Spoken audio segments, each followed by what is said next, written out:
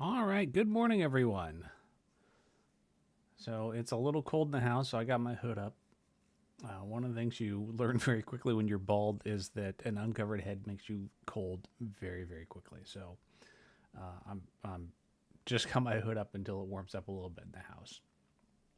So welcome back. We are on what is this part 9 of creating the G3 community item pack. So we ended yesterday. We made the Defender Bastard Sword, and we made sure it was working. But I realized at the last minute that we didn't price it and we didn't place it in game. So I want to revisit, clean up a few loose ends, and then Zen Black has been very busy and has done a ton more item bam. So we're going to go ahead and implement those. The other thing that Zen Black had mentioned to me, and I meant to get to it yesterday, but we didn't quite, is that Near Infinity has really good tools for doing BAMs for simple edits, like the type of things we're doing. So you don't necessarily have to use BAMR. So for a few of the items, like Slippery Court, the art direction was basically like just use the old boots, and then the 3 tomes from Glitter Gear, they were just like kind of use whatever BAMs you want. So I think what we're going to do is let's use Near Infinity. We'll make BAMs for the 3 tomes and the boots, and we're just going to do simple recolors, but it will give us a good example of simple BAM editing, and we'll use NI purely for it. So that'll be the first part. And then the second part, we've got 2 items left. We have a belt from Zen Black, and then we have Subtle Doctor's items. So I think we can get all of that done today, I'm hoping at least. So I have just a quick little to-do list of things to wrap up from previous streams. Like I said, the Defender, the Elysian Runeblade that we finished at the end of yesterday's stream, we need to price it. We need to place it.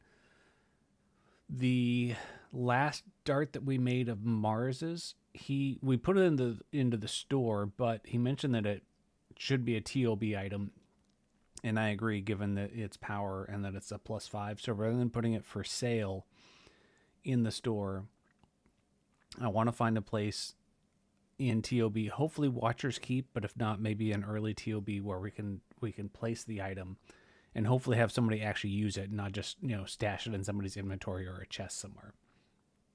And then we'll go on to the artwork, and then we'll hopefully wrap up our last couple items. So that's the game plan for today. Let's start with first. Let's take a look at the Elysian Runeblade, and then I'll double check the forum on the description because I'm pretty sure he has. I think he wants to place it in the Bridge District. So there are a few things we need to wrap up the Runeblade. First and foremost, let's just take a look at. Let's bring up the item first. Let's refresh this tree. Let's rebalance this. All right, let's go to item. All right, so it was the Elysian Runeblade. So it's a plus. Sorry, so it's a +4 bastard sword with physical damage resistance and saving throws, and then it's a defender, so it can swap between the 4. So let's take a look at comparable bastard swords. So let's see. So we should let's find first just a generic. I thought we had +3 generic bastard swords somewhere. There's a generic +2.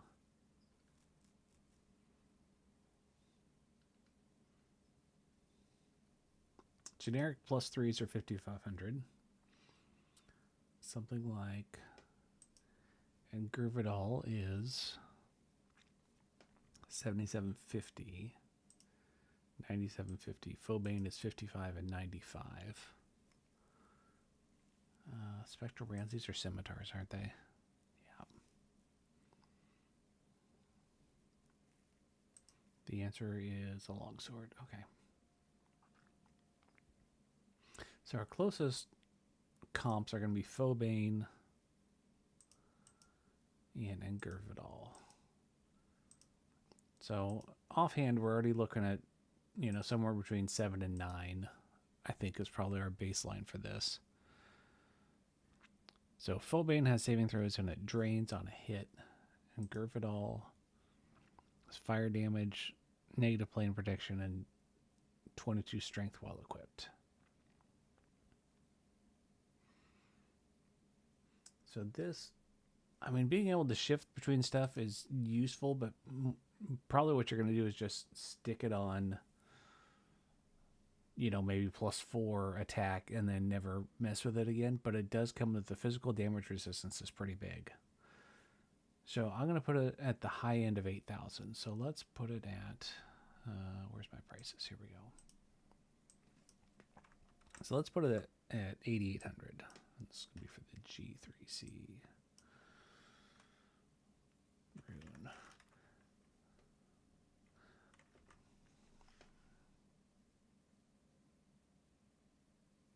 Actually, yeah, we're going to have to do it for all the variants. Okay. And this is...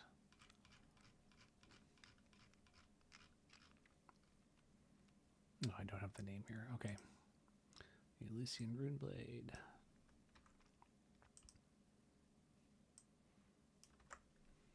By... No, I didn't have Firefox open. Okay.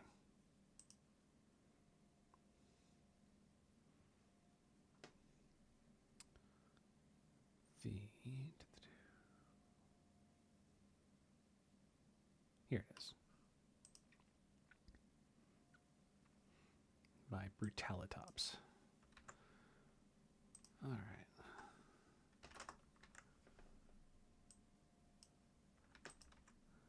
We need to do this for all 4 of the variants.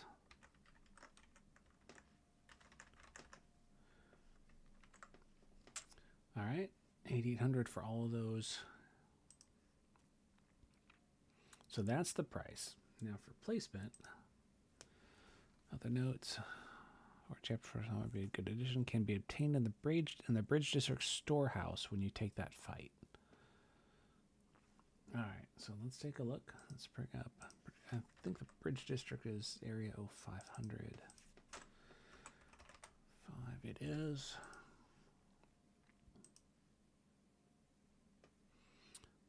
Let's find the storehouse in question. Now let's turn off the actors. So regions show you traps, and then also any transfer to another area is also a region. So that's a noble house. Yeah, that's not what we're looking for. Is this the storage area? Nope. Oh yeah, I think that's the Gestive estate. Is this?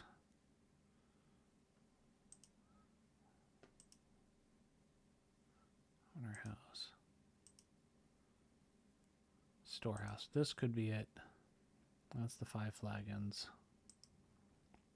That's the tanner shop. That's the what's his face for Animan. That's the inn. Yeah, these are all inn entrances, aren't they? Yep. Nope.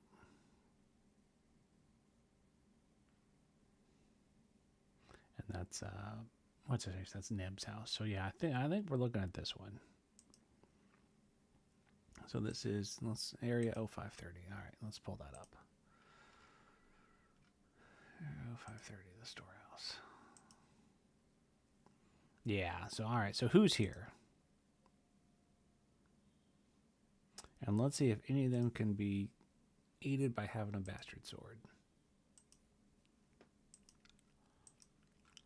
You've got darts and plate mail. You've got a regular bastard sword. You might be a candidate to change. Folahar has got a halberd and no secondary weapon.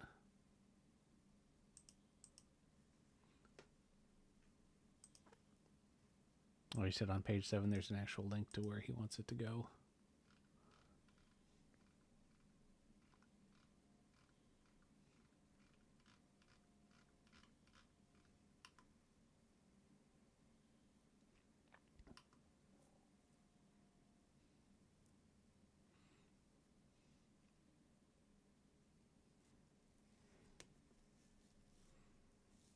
Oh, and he did want it to be upgradable. Okay.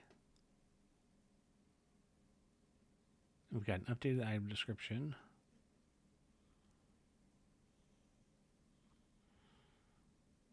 All right, for now we're going to of Valeria. Where is Valeria? Okay, yeah, so that's we are looking in the right place. And yeah, she's the one with the bastard sword that I said could be replaced. Okay, easy enough. So we'll give it to Valeria. The nice thing is she already has it, and presumably she already has. Well, let's take a look. I shouldn't assume. Does she have bastard sword proficiencies? Probably. Yeah, so she's, like I said, if they're not in the party, you can use these old school Baldur's Gate 1 proficiencies. Large swords includes bastard swords. So she's got 2 pips in it. So I don't have to worry about giving her proficiency since she already has a bastard sword and already knows how to use it. So this is Dim Fig 02. So one other thing that we found yesterday when we were testing the transformation of the sword between things is that we need to strip it of lore. And the reason why is because every time you transform it, you don't want to have to re-identify it. So let's grab our template, the template item that we used for it, which is the G3C rune. Let's take the lore off of it so that we don't have to edit it in each one of these. So we're gonna set its lore score to 0. Save, overwrite, okay. But we still want it to be identified the very first time that we use it. If you can think of a good place to put it in the Underdark, by all means, right? The Underdark is fine because that's, chapter, 6? Underdark is fine. Watcher's Keep. Ideally, I just want to find somebody who's actually going to be able to use it. I don't want it to just be like loot that you get. I want somebody to actually use it against you at least. So if you can find a good place in the Underdark, that would also be fine. All right, so really quick, back to the Runeblade. So the 5 transformations that we're going to make, whatever's created out of those is going to have 0 lore so that you don't have to re-identify the item. But the very first time, we want it to be identified. So what we're going to do is, so here we create our 5 clones. Afterwards, we're going to take one of those and make a new copy of it. We're going to take let's do the one that's +3 attack and 1 defense. We're going to use that as the one that she's currently wielding. So we're going to use G3C rune 3.item, and we're going to clone it into, let's say, G3C rune. We're just going to call it Z.item. And we're going to assign it a lore score. And I think we're going to do a lore score of 80. Because that's what it was originally. I think 80 feels right for an item like this. Yeah, we'll do 80. So we want to write a short at 42.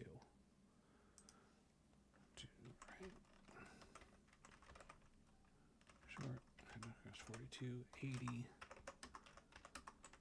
Assign lore. So essentially, we create all of these swords. All right, these are our 5 different versions of the Defender Sword. And then we're going to clone one of them into the item that the player is going to find with the lore score. They're not going to be able to transform the sword until it's identified. Once it's identified, it will transform to one of these 0 to 4 swords, and then it will forever bounce between those. So this is almost like they're going to get this item, identify it, and the first time they use it, this item goes away forever. But it's needed because the very first time they use it, it needs to have a lore score. So this is going to be the initial version that needs ID. Because all these are being cloned from a 0 lore item, so none of these are going to need to be identified. So and we can use any of these as the basis. I think mixing the attack and the defense hopefully will show the player that they can scale their attack and their defense. So we've created the item. Now we need to place it on that fighter. So let's go to our creatures. So we're just going to copy the existing code, except we're going to place the Runeblade. We're adding the G3C Rune Z, and we're placing it on dimfig 02.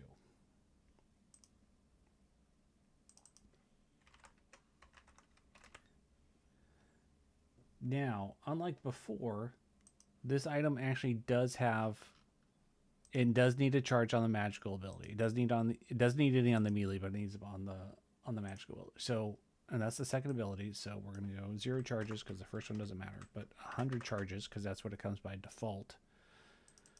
And then let me check the docs, because essentially we want to. Oh, I've replaced the wrong thing. G3C Rune Z. Yeah, we're adding this item to her. But in this case, because she already has a bastard sword, we want to replace this item. If we just tell add create item to add it to like the weapon slot, this will still be here. So we want to update this bastard sword to the new one that we're giving her. We don't want this to get pushed into the inventory. We want the existing bastard sword that is on here to go away. And there's a way we can do that with let's go to the YD docs with add create item. But I don't remember the flag, so that's why we always keep our documentation handy. All right, so add create item. Let's see. What does no move do? I think this might be what we're looking for. Or no, we want replace create item. Sorry, replace creature item. Sorry, it's a different command. All right, but it's same syntax, so we want replace a creature item.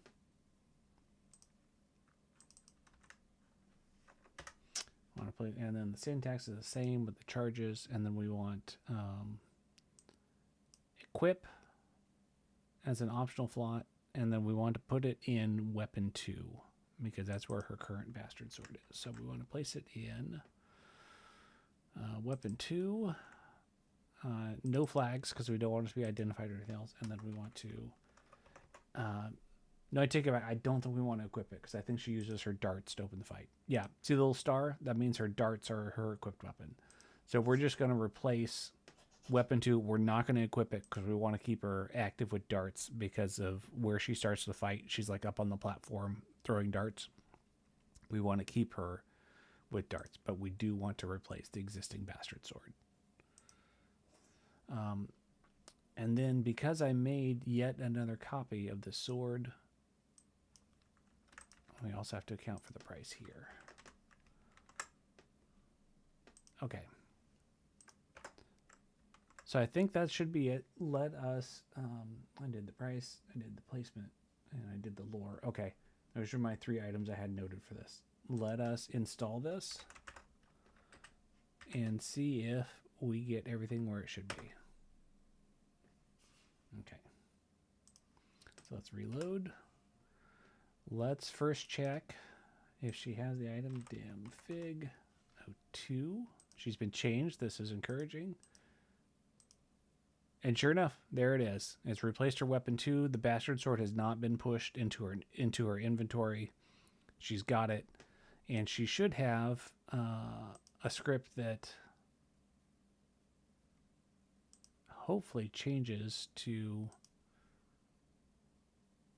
It should change to her melee weapon if somebody gets close.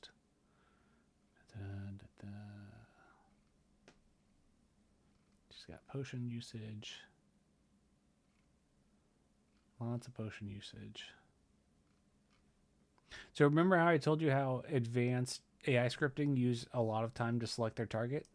Whenever you see stuff like this, and then a continue, this is just target selection. That is just target selection.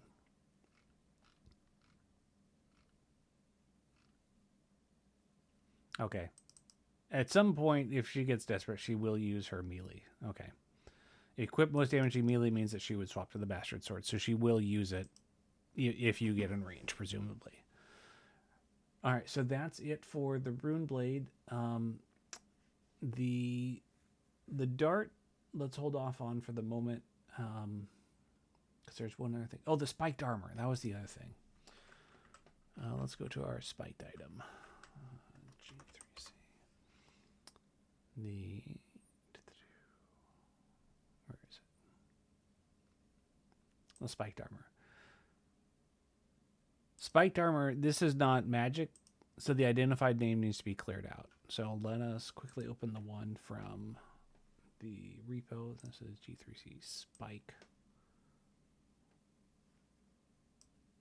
Because what happens is, as long as this is here, the game, if the identified name is set, the game will prefer it, even if the item never gets identified. So you notice, like here, there's no index for that. So we're going to set this to -1. No index. So from now on, when it installs, this field gets written as spiked armor. So it will simply use spiked armor instead of ignoring it. So let's save, overwrite, okay. And we can test that as well. We'll double check. That's F5, and then we'll come back. G3C spike. Yep, and sure enough, now it's spiked armor, because again, there's no longer an identified name. Is it possible to have the bastard sword stay in its slot when it's transforming? Yes and no. So you can, let me pull up the opcode. Let me go to ISDP. And we'll go to opcodes. So we have, maybe I might be better off looking for slot with case sensitivity. Remove inventory item. Polymorphin is specific. You can use create item in slot. Now the problem with this is that whatever is in the slot gets destroyed. And the problem is that we don't know which weapon slot we're casting this from. So if you can imagine, let's say you had like Philbane in slot 0 and the Defender in slot 1. And we say, all right, I want you to replace what's in slot 0. Well, you've just destroyed Philbane. It destructively overwrites anything that's in the slot. It'd be one thing if this was like, say, an amulet where there's only one slot and we know where it's going to be. Because there are 4 weapon slots, if it's a fighter, we don't know which one it's going to be, and so we run the risk of destroying another item. So it's possible, but in general, you should really be very, very careful. I know it's very obnoxious because you have to re-equip it, especially if you're trying to do it in the middle of a fight. But the other way to do it is not a good look. Now, there are other ways you could try to get around it. For example, you could have, instead of doing everything directly by spell, you could have, when you activate the ability, it creates like an invisible creature, and then the invisible creature, instead of, the invisible creature can see which item slot it's in because you have that control with scripting, and you could use just the transform item command. But that's one of those things where it's a bunch of extra steps, and the more steps you kind of insert into this process, the more ways you can break things. And there's also no guarantee that the invisible creature approach is going to be instant, right? There could be, a moment where you have no item at all. So it is possible to create things directly in slots, unless it's something like an amulet or an armor or a belt or something where there's just a slot for something and the item has to be in that slot for it to be activated. Generally, it's safer just to drop things in the inventory and let the player deal with it. For weapons, it's not a big deal, right? Because it's easy to go to your inventory and swap weapons. If it's something like armor, it's a little harder because you can't equip armor during combat. So, like I said, it's possible. Probably don't do it because, again, you could end up destructively overriding another item.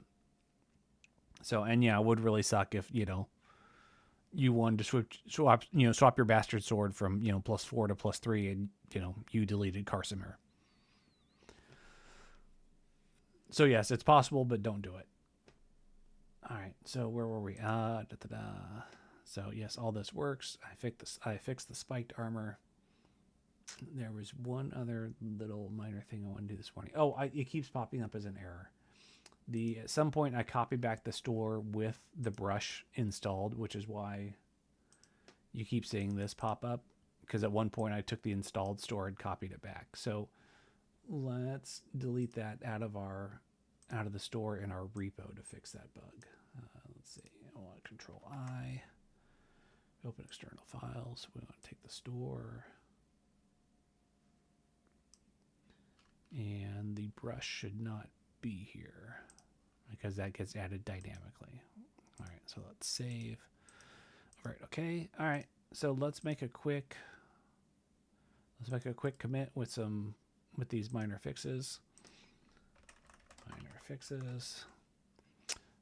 Let's see. We fixed the lore of the Runeblade. We fixed the name of the spike armor. We added the Runeblade to the prices. We removed the brush from the store. That's why that's being edited. The TP2, we can double check what changes we made. Yep, we did that. And then what's our other change? And we place it. I think that's everything we had. And then we added it to prices. Yep. I have to say anything. So normally I'd be more verbose about what we fixed, but because we're still pre-version 1, I'm not too worried about maintaining this for a changelog. If I really need to see what I've done, I can actually look in here. So we're just going to commit and push. All right. So that was that. Now the TOB dart. Let's take a quick look at the Underdark and see if there's a reasonable place that we can war game this to be placed. I think the Underdark is 21. Yeah, there we go. Underdark is area 2100. We could certainly do it on the... When you're going to Ustnatha, you get ambushed, and then on the way out, you get ambushed. Either one of those parties, I feel like, would be a good placement for the dart. So this is the ambush. Yeah, this is the little bridge. This is where you get ambushed. So let's take a look at the trigger. Let's see what we spawn. All right. So if the player doesn't look like a drow, we get cutscene 44A. So uses cut 44A. What does A do? It drops in UD drow 27 through 31. Let's see if any one of them...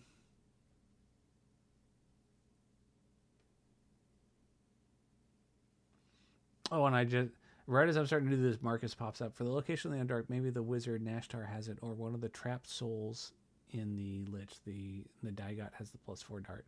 Let me take a look at these drow really quick and see if any one of them look like a juicy location. I think all these guys have melee attacks, but let's double check. So UD drow 27 through 31. Let's go back to our tree. Creatures. UD drow 27. All right, so let's just look at these generally. So we got a male fighter. These guys are all... We've got a... Finally, we have a mage. What do you have for equipment? A staff. You might be our winner right there. If you're just a mage, which is a plain old staff. And then a cleric. Clerics can't use darts. So what does this mage do?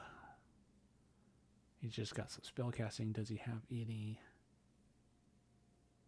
He does have an attack down at the very bottom. So this might be a good...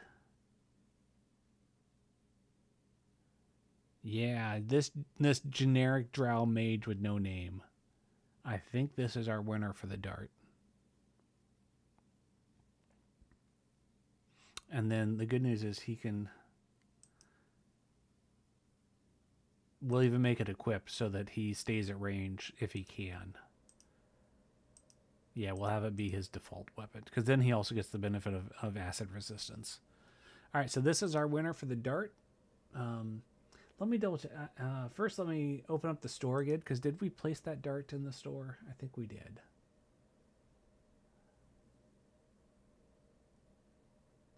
This is, Marcus, this is the... when you get ambushed by the Drow party on the bridge on your way to Usnatha. It's the party that dimension... I think they dimension door in. Yeah, creature door. So they dimension door in while you're going over that skinny little bridge to Usnatha. Okay, so we're looking for... Oh, except hold on. I want to place on 30. 30 is skipped here. Wait, is 30 not used? Oh, that's annoying. All right, oh, hold on. So let's go to edit. Let's find references to this file. Where does this guy actually live? Or where is he actually used? Is he unused? Oh, that might kill our... He's in area 2401. Oh, so he's in like the Underdark exit.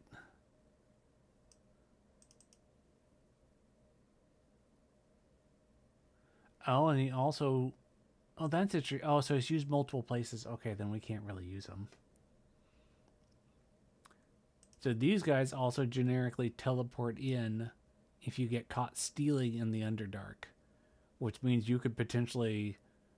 If you kill them in the other place, you could also piss off a merchant and then get another copy of the item. So he's not unique, so we can't use him for the dart. All right, so instead of that, let's look instead at maybe... Where's the... let's go back to the Underdark. Maybe we can get the human party after you're leaving. And that is... So we have this ambush. Those guys appear... like here, I thought? I wonder if they're in the area script. And if not, Thralls and Mind Flayer. Let's take a look because... Let's see. Oh, yeah, Nashtar. Okay, yeah, so this is the group you were talking about. All right, so let's find... actually uses... Let's check out GP Mage. This is Nashtar. Sorry, I didn't know his name offhand, but this is exactly who you're talking about. Yep, he's just got a generic staff. We can do the same thing with him. All right, we'll slap that dart onto Nashtar then. All right, and then Zen Black was asking if you can do weapon proficiencies on the fly. Yes, you can. He's already got proficiencies in darts. So yeah, we'll put it on this guy. Because this is a fairly challenging fight, so he already has a proficiency, so we don't need to worry about it. He's already missile cover starts. All right, so let us first take the item out of the store. Well, first let me remind myself which item it is. Which one of these darts it is. It's the acid dart, I think. The dart of the Severing Mist. Is this star +5? Yeah, this star +5. So it's the acid dart. The dart of the Severing Mist. Oh, that means you're going to have a wizard who has a chance to Vorpal you without a save. Oh, this is going to make a lot of people happy. All right. Yeah, good luck. All right, so it's the G3C acid. So first, let's pull it out of the store since we're going to place it. And I think we put it in the store, but let's...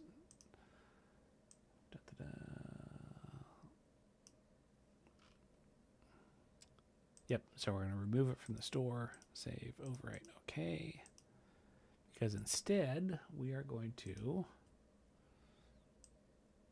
place it here on Nashtar. We're going to G3C acid. And let's see, does it have charges? Nope, no charges. Now in this one, we're not going to specify a weapon slot. We're going to say weapon. And the reason why we're going to say weapon is this will place it in any open weapon slot, weapon 1, 2, 3, or 4, whichever one is open. And then we also, in this case, we're also going to go ahead and equip the item, because right now Nashtar only has a staff, and the dart is a superior option to just the generic staff that he's wielding. And like I said, he's already got proficiency, so we need to worry about it. But if you look at his inventory, the dart is going to be a better option than what he has. So, and it's GP Mage 1 is the creature name. GP Mage 1. And we are...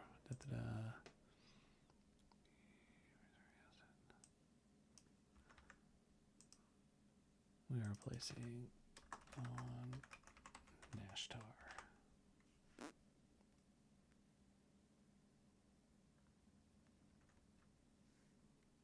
I thought the plus. So Marcus, I thought the +5 one was the one that you wanted to go into TOB. And I'm happy doing it in. So you want to place the vamp, but then where do you want to place the acid one? Then if that's not the one you want to do here. So let me know. +5 is too, and you want +4 to go in the TOB. Okay, so we will place the vampiric dart here, which is G3C vamp, which I think does have charges. All right, G3C vamp. Okay. Ponder where you want the acid one to go, and I think vamp does have charges, doesn't it? Vamp. Yes, because it's got vampiric touch once per day. All right, so it needs a single charge. It needs to be 0 and then 1. And same thing, any weapon slot, we want it to be equipped. Vampire. I pulled it out of the store. The Oasis would be fine. So let's take a quick look at the Oasis. The Oasis, I don't happen to know the area code offhand, so the Oasis is 6,300. All right. Oh, actually, first let's double check that the placement works. And we're no longer getting the error message, so that's good.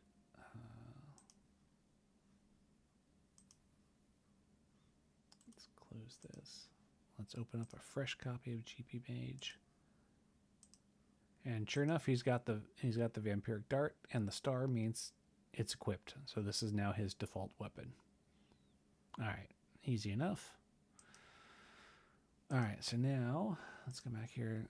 Let's start on the Oasis. AR63. Let's get our nice area overview.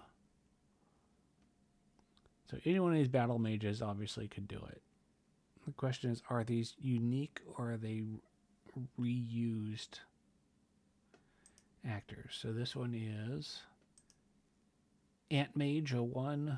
I'm guessing. So it uses, yeah. So these are not unique creature files.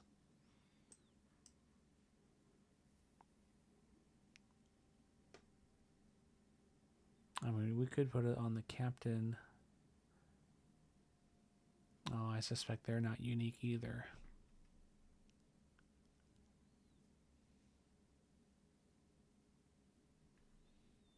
Let's take a look through the actor files. I mean, we could always clone one, but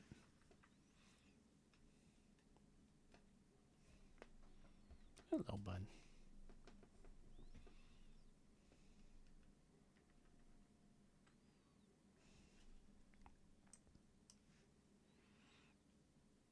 Yeah, cause these are all repeated.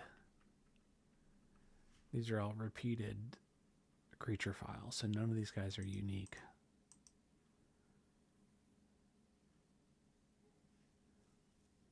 There are ways around that, of course, but I'm not sure how much we want to mess with the Oasis here to accomplish that.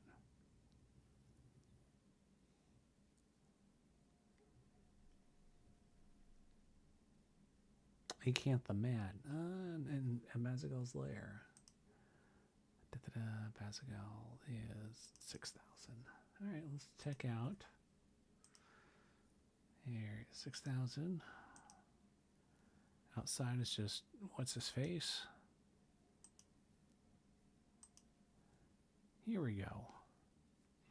Oh, my absolute favorite thing in the entire game. Question, do you always end up fighting Icanth? I thought you could peaceably avoid a conflict with him. He doesn't always go hostile, does he?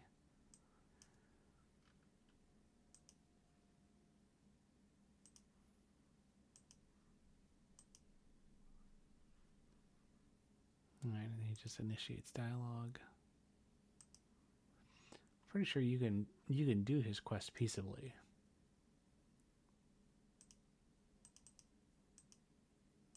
Yeah, you don't necessarily.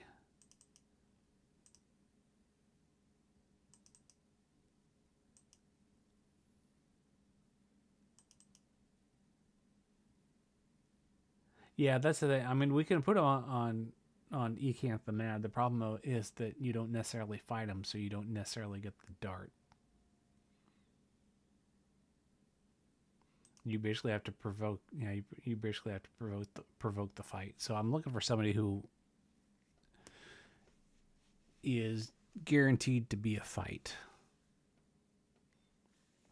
Yeah, but Zenbach, there's no way of knowing that he has this gear, right? I mean, that's. And the other thing too is I don't want good players just to be like, oh, this guy has a good dart, let's kill him. I almost feel like giving it to one of the drows in Sendai's lair might be an option now too.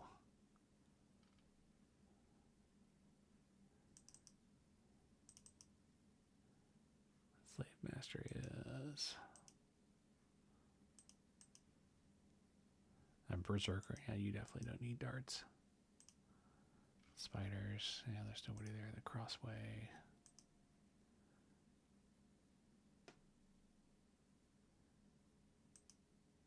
Captain.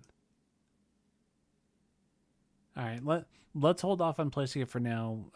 Let's ponder other places we can get it. In the meantime, I'm gonna do some artwork. First, Zen Black sent me a bunch of updated BAMs and new BAMs. So first, we're going to get those in and assigned to items, and then we'll do a little bit of BAM work with some simple edits for the tomes from Glitter Gear and then the boots from Lynx.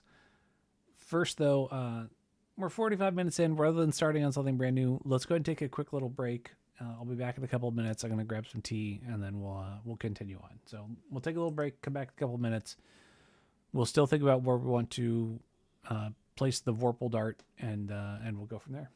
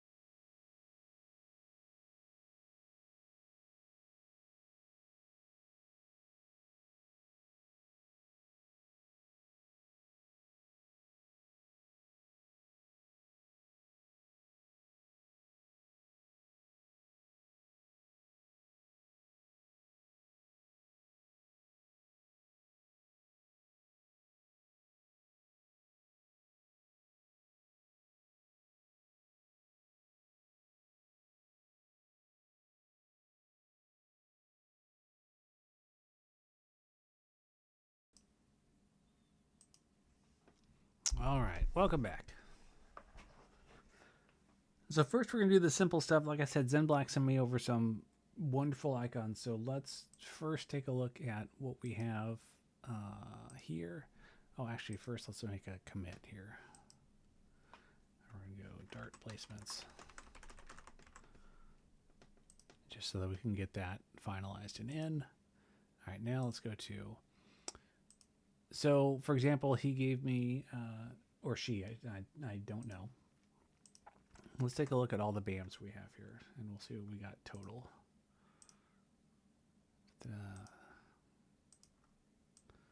I'm just going to open all of these, and then we'll figure out what is what. All right, so this is the description icon for the Battle Blade. So this is Battle Blade ring description. So let's rename that to he. Okay, thank you. Actually, let's go ahead and copy these over, and then we'll rename them in place. All right. Skip this file because that is already there. Yeah. So the Battle Blade description BAM, this is going to be the G3C exec c.bam. And I'm going to mark this as an addition. Okay. Next up we got the acid dart icon. So this is going to be the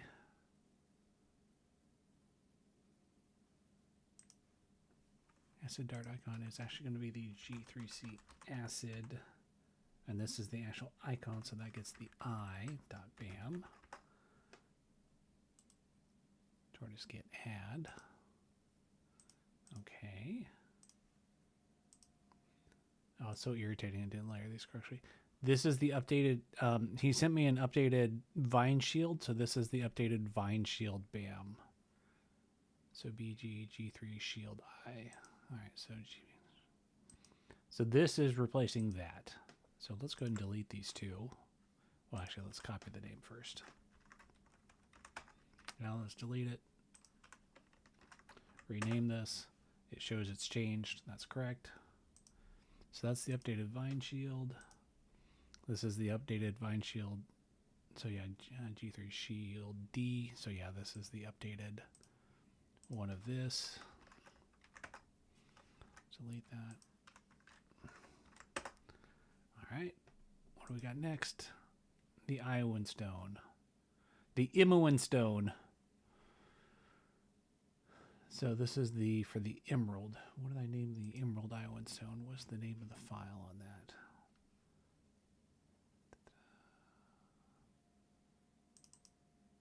G3 Simmer. Okay. So this becomes the Iowan Stone. This is the, okay, yeah, the I is the icon. So this is G3C Immer I.bam.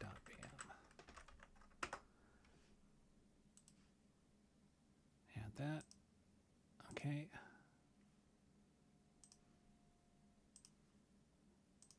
And then this is the description icon for same. So this is going to be, let's copy the name. This becomes the C icon, .bam.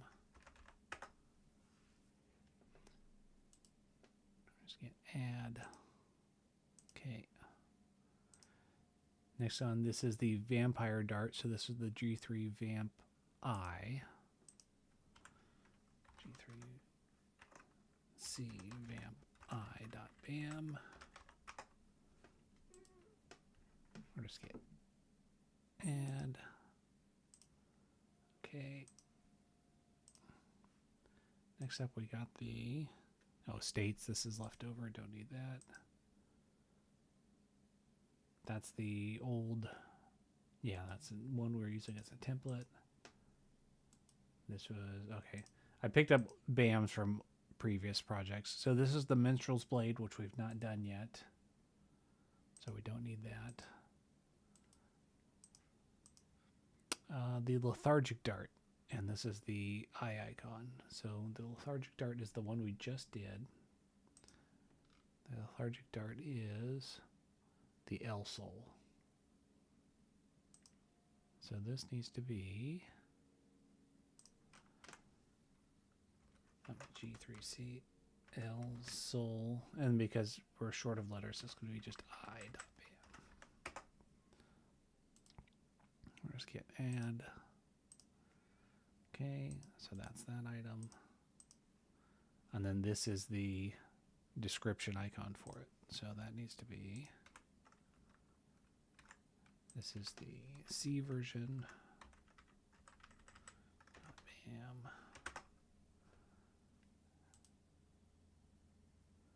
Sorry, I know this is scintillating content. That's just a generic halberd I was playing around with. Same with this. This is the red bless effect, which we've already added. This was my original executioner eye icon, which he's provided an update for. So yeah, he even did an updated portrait icon. So this is going to be the executioner eye portrait icon.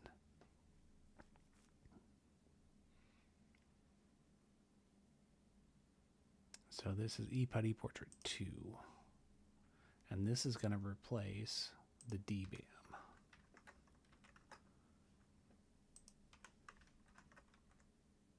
Oh, hold on. I need to delete this one first. All right. This is the original one that was the wrong size, so we don't need that. This is the, yep, this is the Executioner Putty, the regular icon. And then the description icon. Okay. So that's, we don't need that. This is going to be the G3C exec C dot bam.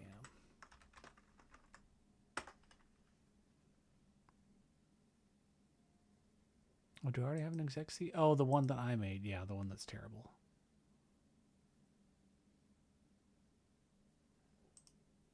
Right? Yeah, this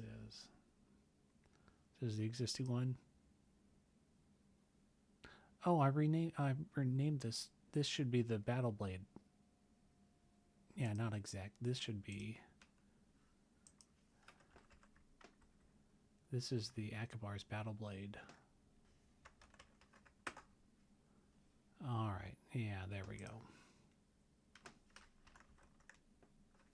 This should be C. All right. We can run through these to make sure I've got everything correct. And then this should be the, oh wait, no, that, this is the I icon, not the C. This is the C.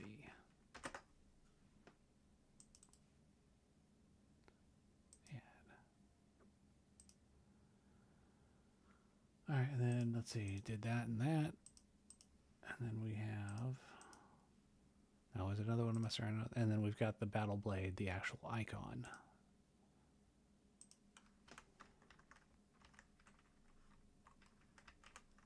So this is the eye. All right, that's not needed. The red bless is already in. These are all left over. Minstrel Blade isn't in. And the rest of these were just stuff I was playing around with. Okay.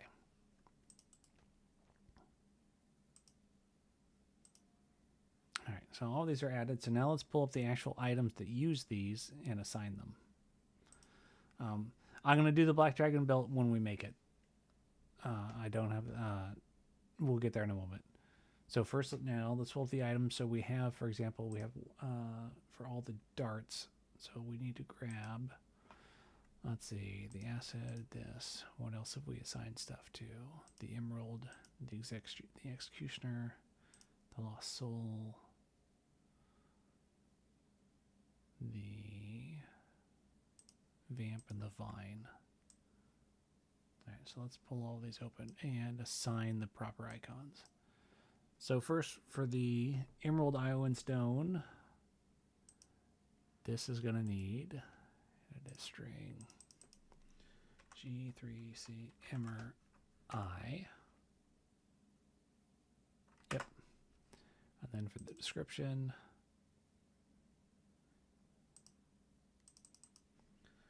G3C Emmer C. Save overwrite. Okay. Akabar's Battleblade, we've got edited string. This is going to be G3C Ak I. And then edited string G3C Ak C. Save, overwrite, okay, close. The Vampiric Dart, we've got edited string G3C Vamp I. String Vamp C. Save, overwrite, okay, bam. The Vine Shield, these should already be assigned correctly. We just updated the BAM, so the item doesn't actually need to change. Why did I open the Vamp twice? Why are we back at the Vamp? Let me double check that that is correct. I don't know why it opened 2 copies of this. Oh, did I update the wrong thing? Okay, hold on. Vamp I.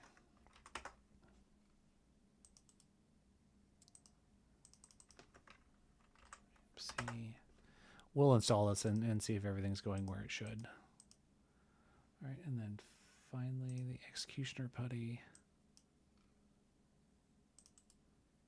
String exec I.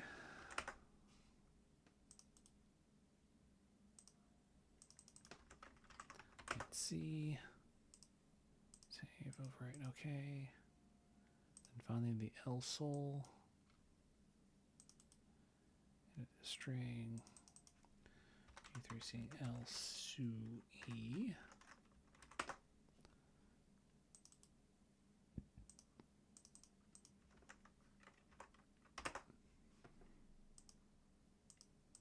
All right, let's just try installing this mess and see if we get everything that we should. And it'll be easier to look at the editor to see if I've screwed up and assign it. Because I think I missed one of these items. All right, so let's take a look at our new items. We've got G3C Dart of the Severing Mist is using its new icon. Akabar's Battleblade, also using its new icon. Realm Shaper's Brush, that was already assigned. The Emerald Iowan Stone, yep. Executioner Putty, yep. Dart of the Lethargic Soul, yep. Lunar Shard, still using its existing one. The Vampiric Dart, yep. And the Vine Shield, yep. So now we can double check Vine Shield is using that correctly. Okay, the Acid Dart has the Vampire Dart, so I did screw up something. So this is the Vampire. The Acid Dart is using the. Yep, there we go. All right, so this should be Acid I, and this should be Acid C.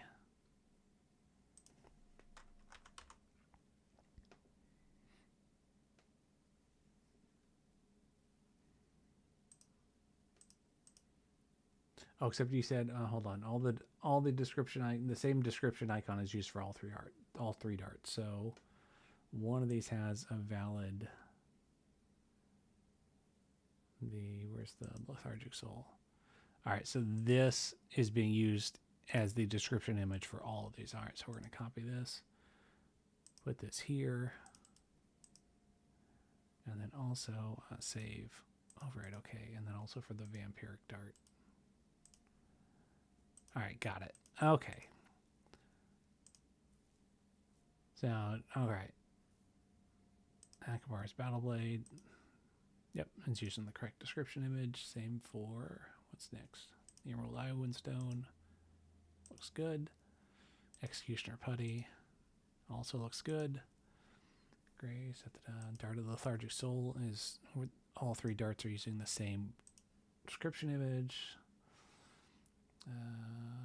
What's next? The vampiric dart, also using, and then the vine shield. Okay, so all of these are correct. So let's grab the items we had to correct, the vamp and the acid, and bring these back to the GitHub.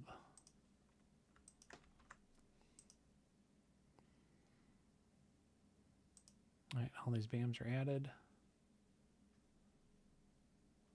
Check the icon for the darts. The acid is using the acid. I mean, it's possible I named these wrong, so let's... The acid one is green, which I'm guessing is probably correct. The vampiric dart is yellow and red. And then where's our third? The dart of the lethargic soul is using black. So yeah, acid is green. Lethargic soul is black. Yep, gray and blue. I'm not zoomed in, so yeah, that's gray and blue. And then yeah, vampiric dart is yellow and red. Yep. Got it. So those are assigned correctly. The description images are in. So we're going to upgrade all this. We're going to say new artwork from ZB. We're adding all these BAMs. We've changed all these items because they've been assigned their BAMs correctly. We're going to commit and push. All right, we've got a whole bunch of brand new beautiful artwork. So I said that we're going to take a look at the Slippery Court boots from, I believe those are from Lynx, and then Glitter Gear had done 3 tomes, and we're going to do some simple edits, and instead of using Bammer to pull things out into Ping, we're going to use Near Infinity directly. So first I'm going to drop back into the original and grab the 2-cycle BAMs from the original game. So, and I had looked these up earlier, but the tome that we're using is iBook. This is the current BAM we're using for all 3 of Glitter Gear's tomes. So what we're going to do is we're going to export all frames as graphics, and I'm just going to drop these into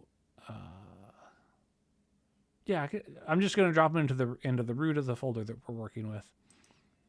So there's that one, and then the other one was the boots, the worn out boots, which are using iBoot. Let's try again. iBoot 5 or 6, I think 3, 4, 5. There they are. So these are the old worn out boots. So we're gonna do the exact same thing. We're gonna export all frames as graphics. And so you see these have got the 2-cycle BAMs from the original. So what that does is, let's come back to tweak testing. We'll go back to our BGTOB folder. It basically drops out pings of these items. So 1 for each frame. And with the black background, you can't see, but there's a shadow on these. So I'm going to make a copy of these just to be on the safe side in case we screw something up. But let's start with the boots, because I think these are going to be an easier edit. Let's open with Photoshop.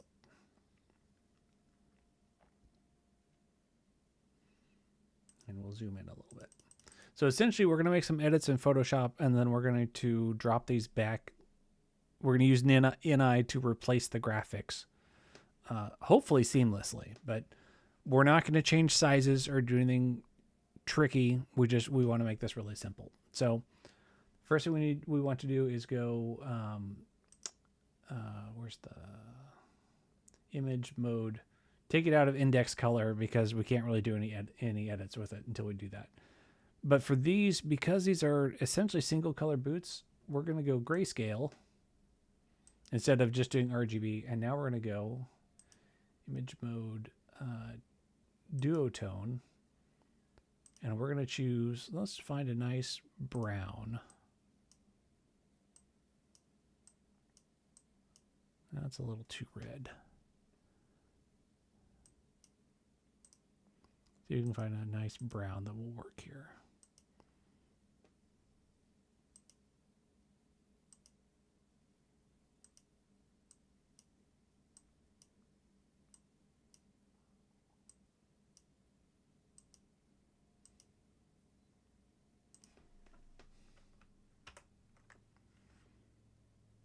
That looks good. And then we can compare that to how the original ones look. They're just a little bit lighter. So they're just ever so slightly looking different.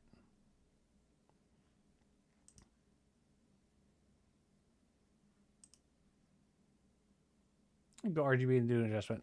That's the other way we can do it. All right, so we'll do F12. We'll revert these to save. All right, image mode, RGB, and then you can also do adjustments, color balance. And let's zoom in so we can see what we're doing again.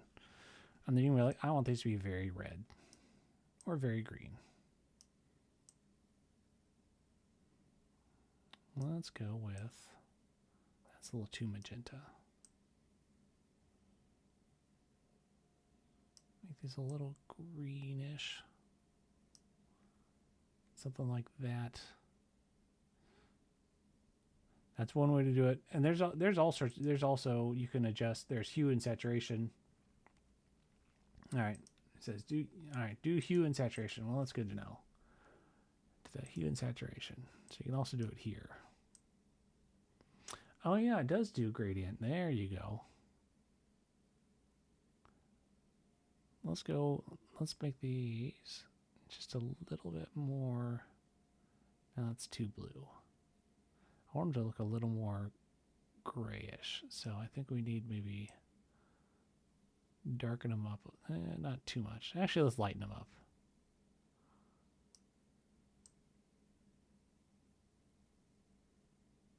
That's a little too bright. There we go. Makes them a little more oranger, but those will work. Oh, shoot. Gosh darn it. Because we have to do 2 images, that's my mistake. All right, let's redo that. Whatever we do here, we want to remember because we're going to do it because we have 2 images to edit. So what do? We made them just slightly lighter. We made them a little yellow. All right, so 0, 44, and 10. All right, let's open up our other boot image.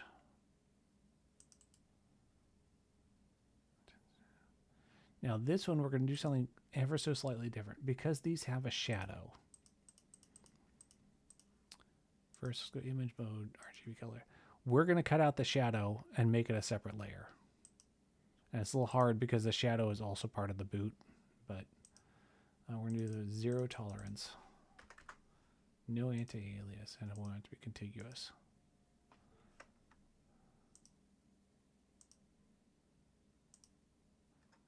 Well, okay, maybe a little bit of tolerance. We don't want it to eat into the boot too much.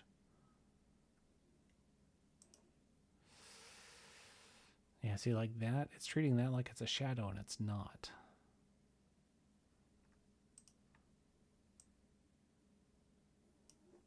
Nope, I want to subtract this. There we go.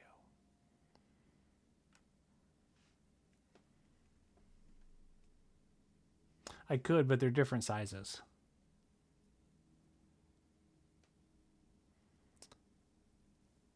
So we are going to new layer via cut. And now we're just going to play around with this layer. So this one we did 0, 44, and 10. 0, 44, and 10. Okay. So we didn't change the shadow. And then we're going to do one other thing with the shadow. And Zenblank, maybe you know a faster way to do this, but essentially we're going to, let's turn that off for a second. Let's select all. Let's select the inverse. And essentially, let's delete that. And then let's get some obnoxious, easy to color that's not used anywhere else here. Let's grab our paint bucket. All right. And there will be a reason why I'm making the shadow obnoxiously pink. At least if I'm doing this right. All right, so let's save this. And let's see if I actually... Oh, I need to... just... All right, image. There, I need to flatten the image. There we go. Oh, except it took away the transparency. All right, let's just save for web. That's always faster.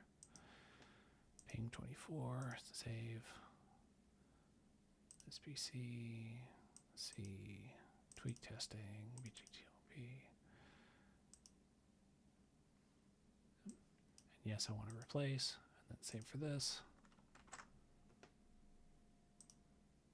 Save, save, replace, or merge down. That would have done it too. Okay. Regardless, we've got our transparent pings. So, like I said, this isn't the way I normally do it. So, if there's a faster way, Zen Black, by all means, keep pointing out where I'm doing things wrong. So, first, let's make a copy of this. We're just going to call this G3C. These are for the slippery court, so I think we just named those court items. So, this will be core I. Not BAM. All right. Now, on this, we're going to edit the BAM. And brings up this screen. So this shows you our existing frames and then the cycles that they're in. So we're going to add new frames by adding files.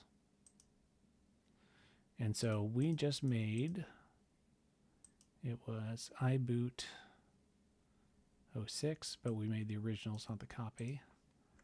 So these are our two new ones. So there we go. So you can see this is the replacement for 0.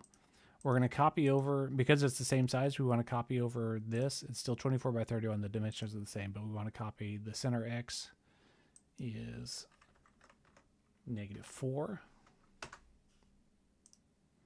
And then for this, it's 19 and 20. We also want to do it here. 19 and 20. Now we want to update the cycles. And instead of 3, we want the cycle to have 2. We want to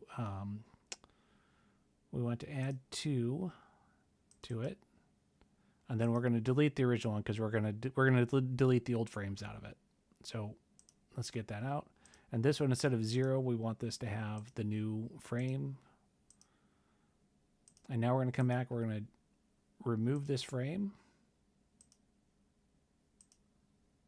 So now we've got a 2-cycle BAM using our new images. And the last thing we need to do is we need to change that palette to that pink to an actual shadow. And the reason why I did that is in the game, the order of the palette matters. The second color, the first color is always the transparent color. The second color is always the shadow.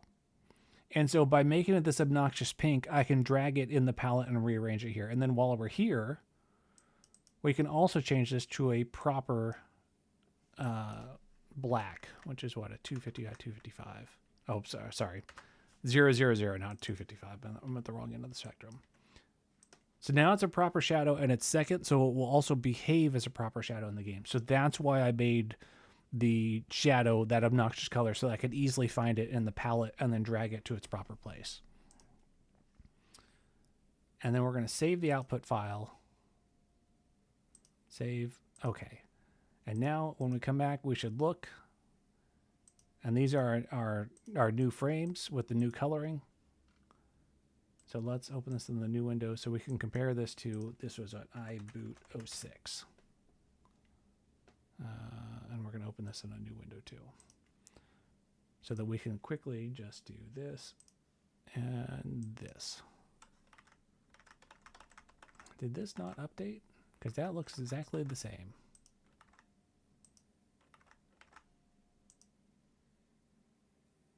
Oh, it does look a little bit. Now I'm worried that it didn't update this.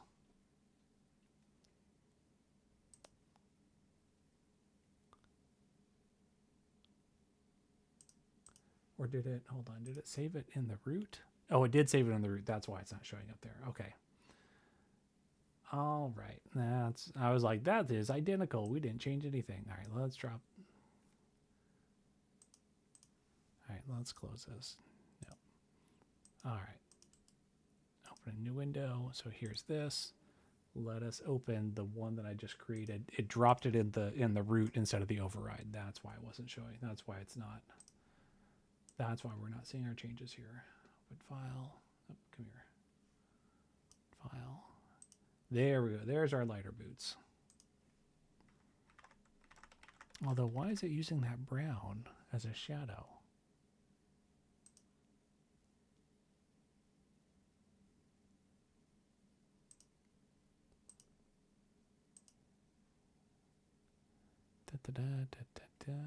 Yeah, edit the BAM. Let's go to our palette.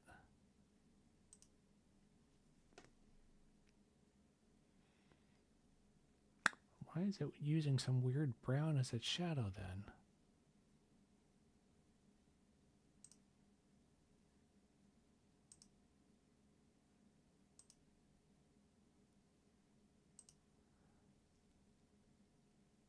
That is, it's using the wrong color for the shadow. Oh, this is one of those fun things about BAM editing where it's like, why is it doing this?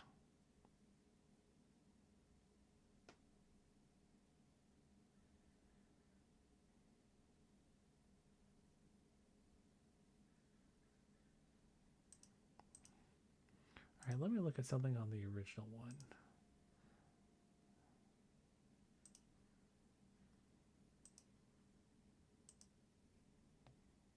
This uses 888 255 as the shadow.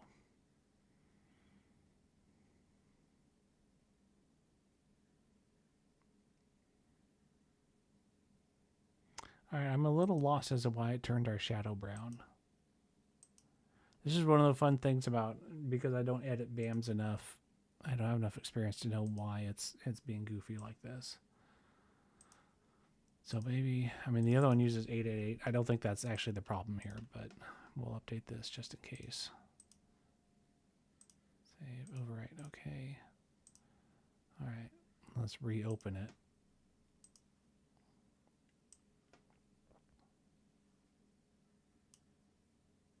Yeah, it's still using that brown shadow. Well, I'm at a bit of a loss as to why it's showing that as brown instead of the proper black shadow like it should.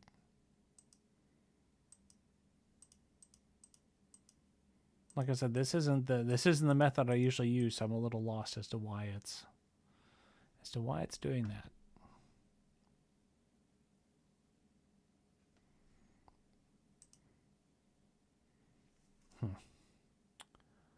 All right.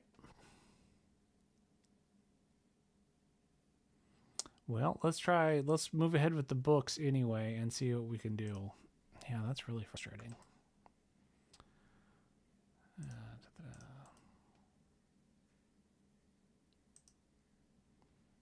All right, so now we'll play around with the books a little bit.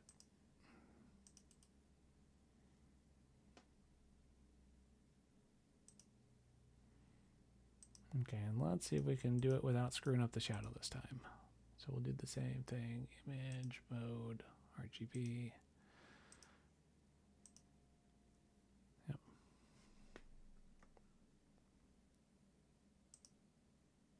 Oh, does drop shadow? All right, well, we can do that. All right. So basically it'd be the same thing. We're just going to recolor it. Actually, I'm going to do this off stream because I'm going to play around with this a little bit more and see what I'm doing wrong. And I'll follow Zen Black's advice and just do a drop shadow via effects in Photoshop. So yeah, so basically grab this and then copy it over and do a drop shadow on it. Is essentially what you're saying. So we just copy this, bring it over here. Let's unselect stuff. And then go, let's say, then do, where's our drop shadow? There it is. Drop shadow, although we probably need it to be a hard shadow.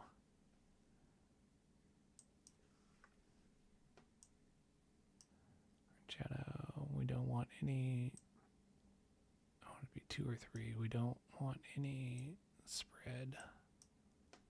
Yeah, there we go. And then to be comparable with the original, it needs to be like at this angle. Maybe more like there. something like that. Yeah, there we go. We could even bump this up to 4. And that might be too much. We'll go 3. And then just do that. And then we can start playing around with this because the shadow is now in effect. It's not going to be affected by any sort of adjustments we make. Yeah, so now we can do a blue book. Although we probably want to exclude the pages. I want the cover to change, but not the pages. So I'd select, let's exclude the pages. So we would just do the binding and the cover. And this is going to be, select the inverse. Actually, hold on. Let's just cut out the pages.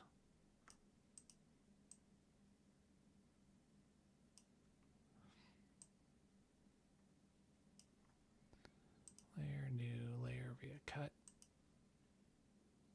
Turn that off. Let's add the same drop shadow to that. Oh, it already copied over the drop shadow. Okay. That's funny. It takes away the drop shadow. All right, so then we can just mess with this layer and not screw up. Because the pages, regardless, the pages shouldn't be purple or blue or whatever we're going to change this stuff to. Use saturation. Let's go for... That's an exceptionally blue book. Let's make it a little bit lighter. Yeah.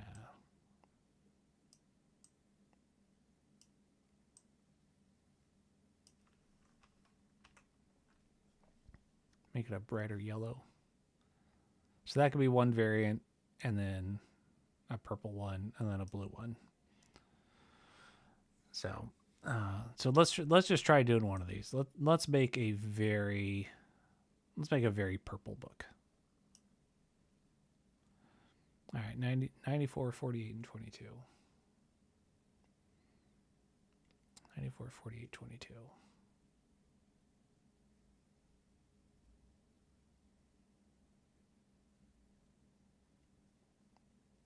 Oh, and then because these are effects, we can actually just turn this off and use this as the basis for both of these. We can just duplicate these layers to the other Book 03 image. Oh, because this is still, okay, hold on. Image mode, RGB. We can now copy these layers over. Duplicate layers on the other iBook image. Boom, boom, boom. Except on this one, we'll turn off the shadows. Except why does this no longer fit?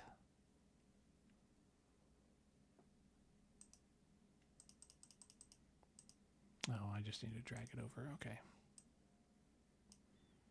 And turn that off. Okay. And now we can save everything. All right, so let's save this as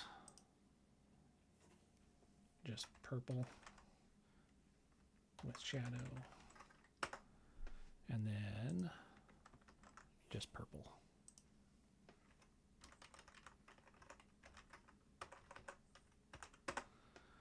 Okay, now let's come back to the BAM. This is iBook 03. Let's make a copy of this. I forget the name of the item, so I'm just going to name this G3 purple for now. We'll rename it as appropriate. All right, now let's try this again. We're going to edit the BAM. We're going to add files. We're going to add the two purples. Okay. This needs to be -1. And then this needs to be 23 and 20.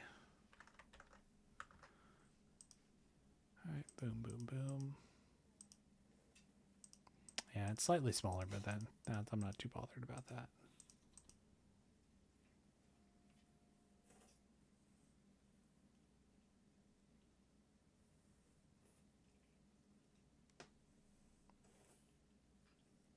You're saying instead of copying it, I should import? I'm not sure I follow what you're saying. All right, so 3 needs to have that added to the cycle and that removed. This needs to have that removed, that added, and that removed. All right. We want to.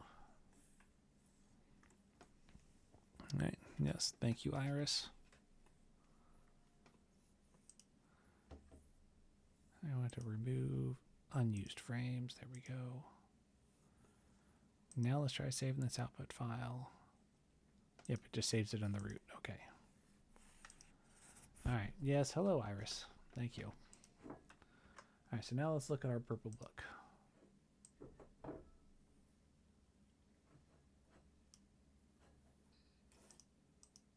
All right. There we go. You got a purple book. Let's do 2 other books really quick. Oh, did I have 2 in the first cycle? Whoops.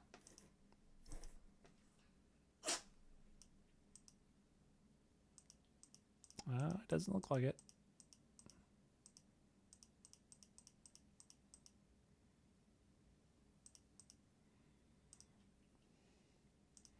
All right, so there's our purple. Let's do 2 other quick variants really quick. Let's see. Let's bring up our image mode. I'm sorry.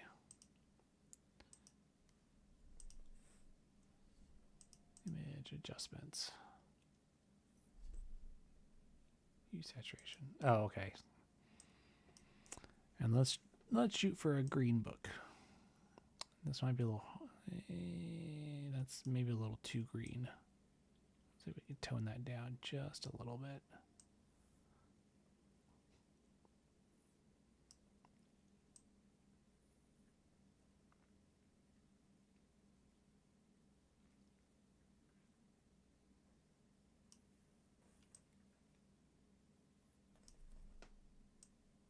If I go too dark, I start to lose detail. And frankly, I should be doing this from the original image, but I'm feeling very lazy. All right, same thing. Let's duplicate these to the other one. All right, we're going to save this as green shadow.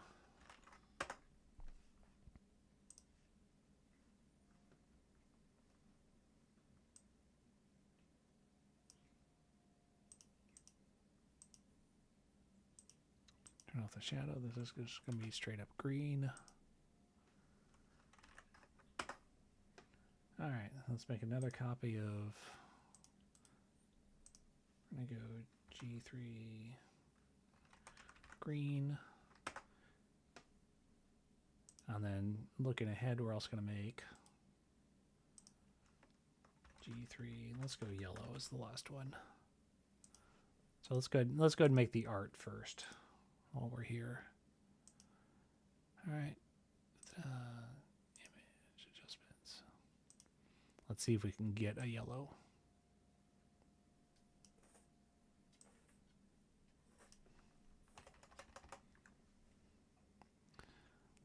Lighten it up. Ooh, we're washing a little bit too much.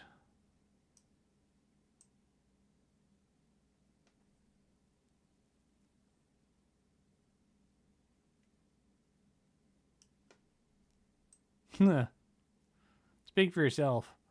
I no longer use Photoshop all as much, so this is still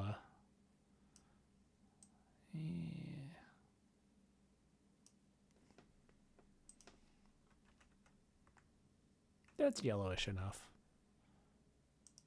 Yeah, it still looks different enough from that. All right, so a layer 3 doesn't change this. Technically, I don't need to copy that over. Well, I will just to be. Duplicate layers. Again, back to the other book layer. All right, and I'll save this as yellow with shadow. And then this one first. Put this where it should be. Turn off the shadows.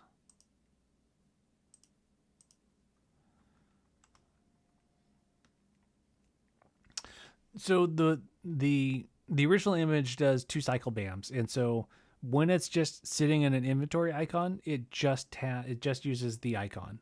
When you pick it up and you're moving around the inventory screen, that's when it uses the version with the shadow. So that's why we do the 2 cycle BAMs.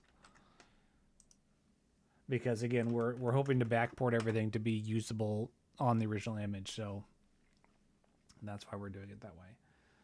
All right, so let's close this and let's bring up our, I just did purple. Or no, purple's the one I made. I need to do green. Let's edit the BAM. All right, add resource, add files. This is our green. So we want our green and green shadow. Add those. This needs to be -1. So it needs to be 23, 20. All right. And then for the cycles, that one needs to have that. Remove that. This cycle needs to add this and get rid of that. Oops. So it should be cycles 1 and 2. We're going to remove unused frames. Yes. So it should be green and green shadow in those cycles. Save output file. Save. Okay. All right, now for the yellow, edit BAM. Going to add files. So yeah, I mean, this also works. Like I said, I'm used to using BAMmer, but it's the same idea, right? You extract pings from the item. You do some Photoshop work with them. And then you swap them back in. And this one is 23 and 20. Yep, 23 and 20. All right, let's go to the cycles. For 3, we're adding this. We're moving that. For this cycle, we're adding 1 and taking away 0. Or taking away G3 yellow. All right, remove, drop unused frames, yes. Save output files. Okay. Now, just as a sanity check, let's open those BAMs. Excuse me. Let's open those BAMs we just made and make sure that they don't look too goofy. All right, so we got a purple, got the 2-cycle. We've got our green. It's got a 2-cycle. We've got our yellow. It's got a proper 2-cycle. Okay. All right, so these are our BAMs. We'll bring these over into the mod and then rename them. Oops. G3 SIP BAMs, and these are going to be for. Let's go back to BG2EE. Twigs. Nope, that was BGE. There we go. And we've got the Caster's Guide to Self-Defense. Let's make this the green. So this is. And the description image, because it's just a recolor, this description image still works for it. So that's the other benefit of just recoloring BAMs, is that you get to reuse the description image. So this is now G3 CC GSD 1, 2, 3, 4, 6, 7 I. This will be the purple book. All right. Save, overwrite, okay. Accountability and summon matrices. And this is going to be into the string. G3CC SEMI. We'll make this one, I don't know, we'll make this one the green.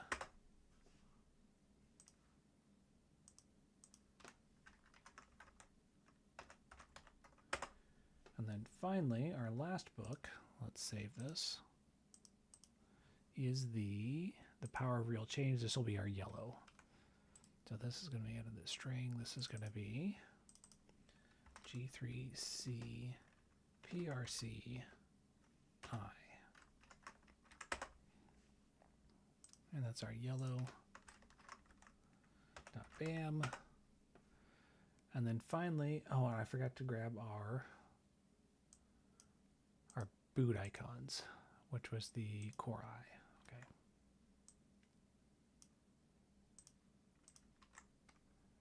Let's copy that name because that's going to be our slippery court boots, the BAM for those. Let's save, override OK, and slippery court. There it is. String. Save, override OK. All right, let's grab those updated items from the override folder. Now that they have their BAMs assigned, copy those, bring them back to here. Drop them in items. Yep, go to our BAM folder. Add our new BAMs. Tortoise kit, add. Okay. Let's do a quick sanity check, make sure everything installs and works, and we see our new BAMs. Let's go to our items. G3, we've got Caster's Guide to Self-Defense, using purple, Slippery Court, using the slightly lighter boots. Power of Real Change, using yellow. And then, where's our last book? Accountability is using the green. All right, all of our BAMs are assigned. They're getting copied over. Let's make our commit. Yet more BAMs. Okay, commit and push. And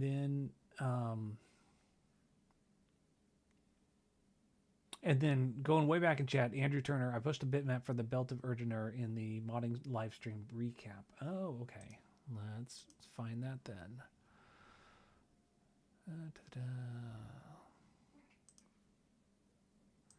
Yep. Modding live stream recap.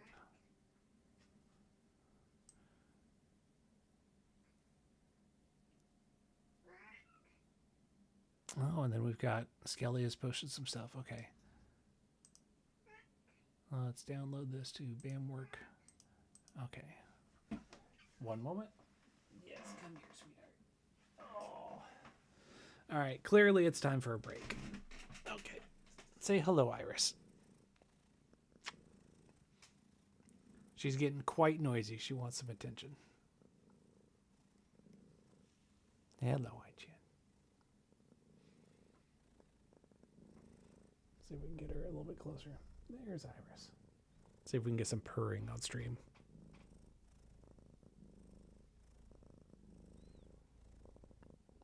Hey, sweetheart. All right, let's see if she's willing to sit in my lap while I work for a little bit. Okay. Oi, oi, oi. Come here, bud. Okay. Let's take a look at this artwork. So, you're looking at a game developer. If you go into the, if you have the console versions, in the thanks section, you will find Iris the cat in the thanks. And the reason why is because she was a regular attendee to all of our QA meetings.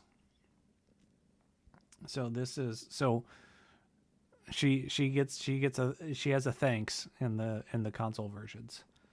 All right, what was I? Oh, the Belt of Engineer. Okay. Oh, and then this looks like this is a recolored version of, is it the inertial belt? It's a recolored version of, not the Hill Giant. It looks like it's a recolored girdle of fortitude. Or at least it's close enough that we can use this description image. Okay. All right, easy enough. Is this a cycle icon, or do I need to drop out? Yeah, I'm gonna need to go back and grab iBelt. Yep. All right, let's pop back into BG2OB. We're looking for, bam, it's iBelt 09. we are going to, let's see, open with Photoshop. All right. All right, so the first thing we're going to do, excuse me, is we're going to get transparency. Oh, get back here. All right, we're going to select inverse, new layer via cut, and we're going to ditch this. All right, now we got a transparent one. Now let's cut away the shadow. Yeah, let's just straight up delete that. Oh.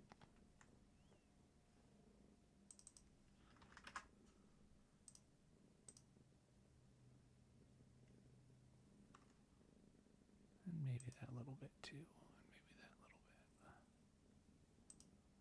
And then the interior up. Nope. All right, let's turn down the tolerance on this.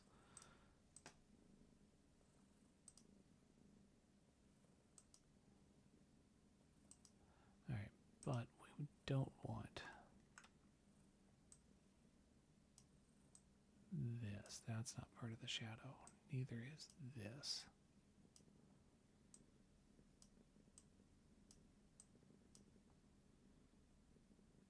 And I think let's just outright delete that. Let's also delete that. All right, now we'll go.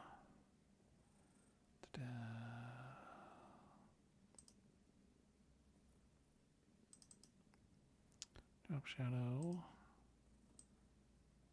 Yeah, like that. 3 pixels, 100%. Hard shadow, hard shadow. Okay. Okay. So let's save this as a ping. We'll do belt with the shadow. Turn this off. Although I think, what is the image? How big is this? This is too big. So first let's go image. Let's trim it as much as we can. If I remember right, I think it's 32 by 32 for the smaller icons. Yeah, for the one without shadow, it's limited to 32 by 32. So let's also image size. Let's cut it down to 32. We need it to be nearest neighbor to preserve hard edges. Let's see if how bad this looks when we do this. I can live with that. Yeah, that looks fine at 32 by 32. All right, so let's say this also is a ping. This is just going to be the belt. All right. So let's make a copy of this.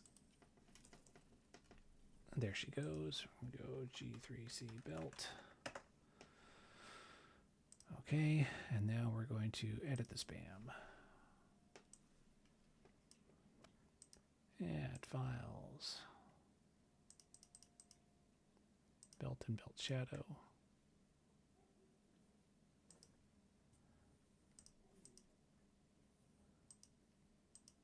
All right, so that is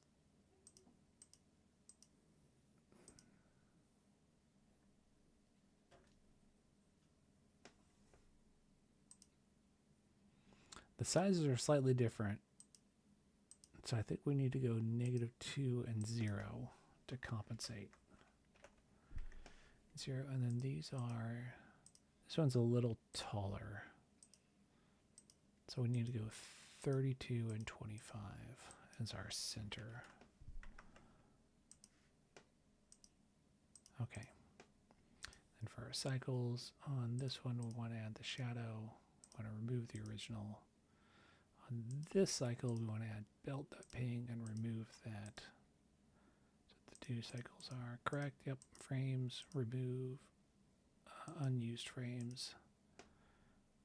Save the output file. Save. Okay. And now, quick sanity check. Let's take a look at what that resulting BAM looks like. Let's go back to our tweak testing, BG2TOB. Grab this, open file.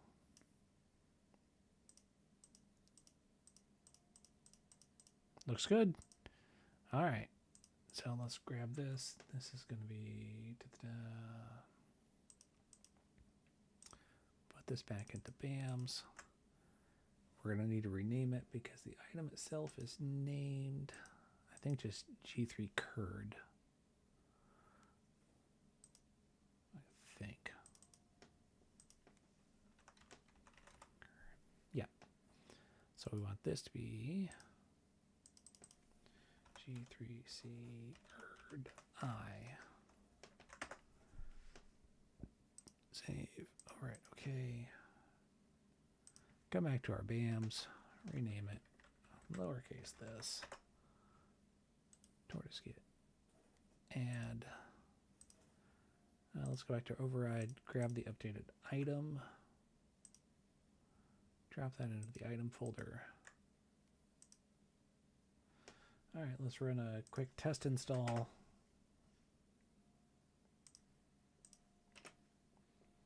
And just double check that that gets its. Yep, we've got our new BAM.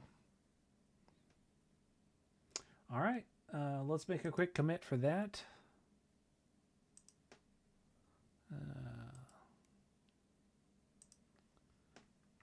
One more icon. Commit and push. All right, so I mentioned we have I wanted to call out, has there been a significant increase in G3 members since the release of BG3? Honestly, I don't know. I'll be perfectly honest. I don't really keep track of membership stats. This is something that I do for fun, and I really do mean that, because like I don't even know download counts for my mods.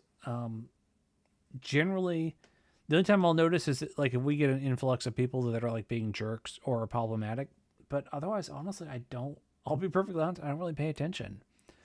I think there was the biggest thing that the BG3 brought is it brought out a ton of gatekeepers who were insisting that BG3 is not a Baldur's Gate game. And so I noticed just in that I had to moderate the forums a little bit more and the Discord to keep people from being jerks about it, which I don't understand the thought process of. We're all fans of like 20-year-old games, and we have people coming into it who have never played these games, BG3 is, let's be honest, it's a radically different game. But why you wouldn't embrace these people as bringing like fresh ideas and energy and vim and vigor and want to see the original games, why you wouldn't just welcome them with open arms, and instead we had a bunch of gatekeeping jerks. And it makes absolutely no sense to me. So I don't know if we got a bunch of G3 members when BG3 got released. I suspect probably yes, but I wouldn't be able to back that up with any data because, again, I don't pay attention to membership numbers. I noticed mainly because, yeah, you had the endless discussions on Discord about it's not real BG, and it's just like, oh, shut it. So yeah, I'm sorry, I don't really have an answer for you. So what I was going to get to, we're a little less than 2 hours into the stream. I'm going to take a break. This is going to be a little bit of a longer break because it's noon, so I need to go feed the horse. So this might be more along the lines of like a 5 to 10 minute break. So it's going to be a little bit longer. But when we come back, I'm going to try to knock out our last 2 items, and then we'll call the stream there. But we'll take a break. Like I said, this will be slightly longer because I need to go out and feed the horse. It's probably like 5-10 minutes, and then we'll come back, and we have 2 items left. We have Zen Black has a dragon belt to work on, and then we still have Subtle Doctor's item, I think, is our very last one on the list, and I think that will be it for items. And then I noticed in that recap stream that it looks like Skelly has made some suggestions for our merchant, but I don't think I strongly suspect we're not going to be able to get to that today, so maybe that'll be the opening of tomorrow's stream. So sit tight. We'll take a break, 5-10 minutes, and then we'll try to knock out the remainder of our stuff. So be right back.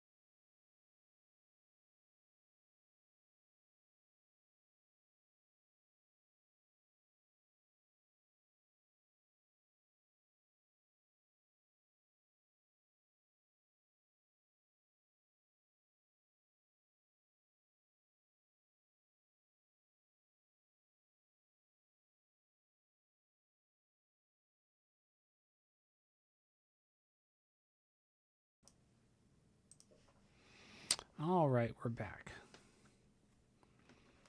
So thanks for the patience, everybody. Like I said, at noon, I usually go out and just double check that our horse has food and water. So it's a little bit of a longer break than the first one. So the last item. So the last little bit of the stream, let's try to knock out our last two items. We may not get to the second one, but we'll do our best. So let me pull up the text I have from Zen Black about his item. I'm just going to copy this into the TP2 and we'll work from here. So it's the Black Dragon Belt. And I'm just going to put in line break so I can read this. Caustic Sheath. All right, and there's our description. Okay. I don't know what the tier 3 match 15 means. Maybe this is a 3E item, I don't know. 12% magic damage resistance, hide in shadows, save through breath, 50% chance to caustic sheath for 4 rounds. 50% chance on equip when I get hit. When does this 50 chance occur? The caustic sheath is acid resistance. And then it's a retaliation. And then also a melee effect. Okay. When hit. Okay. So when I get hit, it's a 50% chance to kick in caustic sheath. All right.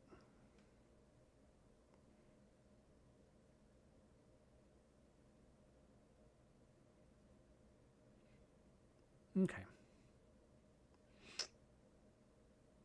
And it's going to be any thief, ranger, monk, or bard. So pretty much anybody who can...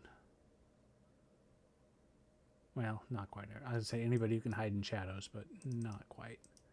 But close enough. All right. So let's start with... I think the inertial barrier already has magic damage resistance. So let's use that as our base. I think it does at least.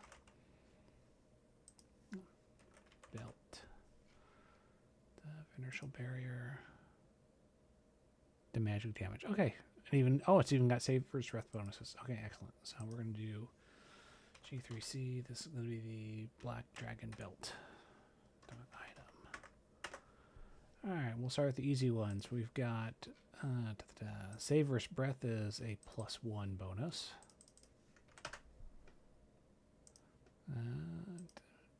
Protect from magical energy. That is appropriate for magic damage resistance, which is going to be 20?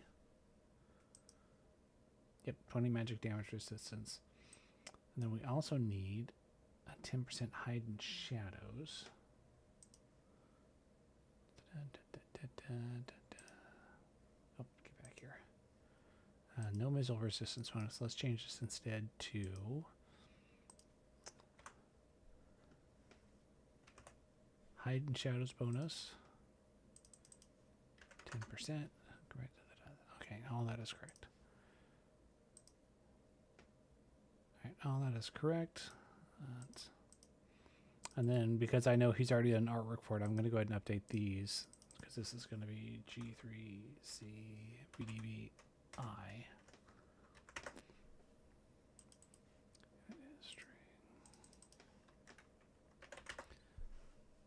We'll make the BAMs afterwards. All right, so that's the easy part. And then class-wise, it's only going to be, let's see, clerics no, cleric mages no, rangers yes, fighters, fighter druid.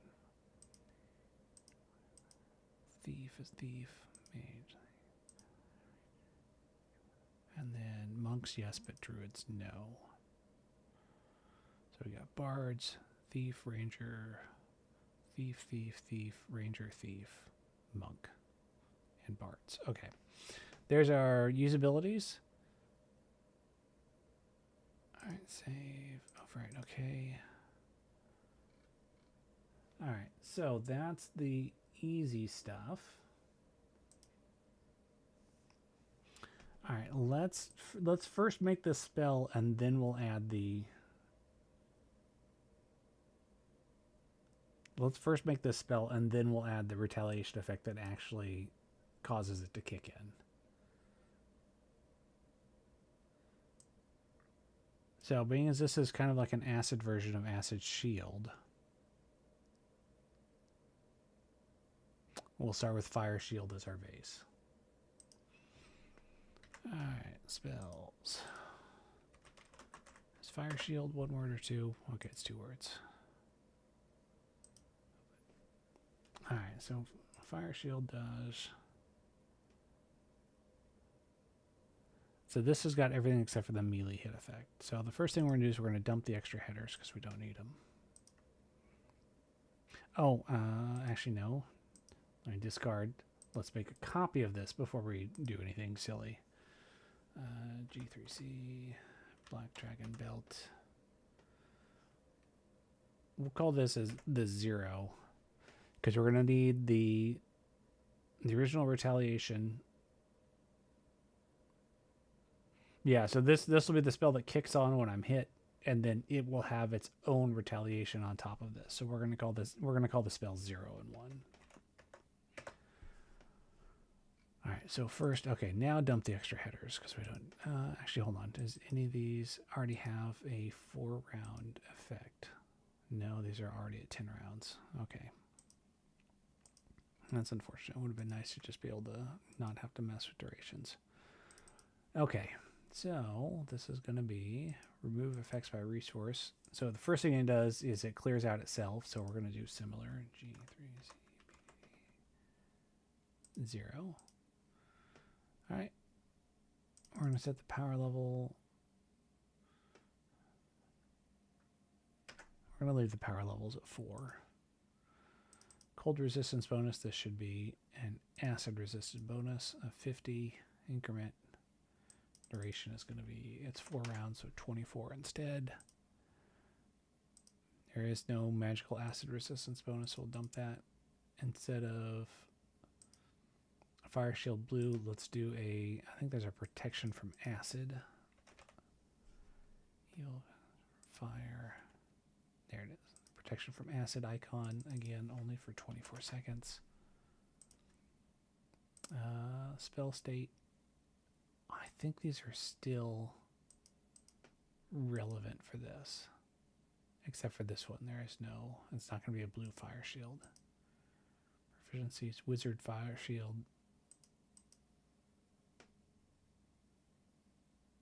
Yeah, we'll count it. Oh, and then Zen Black.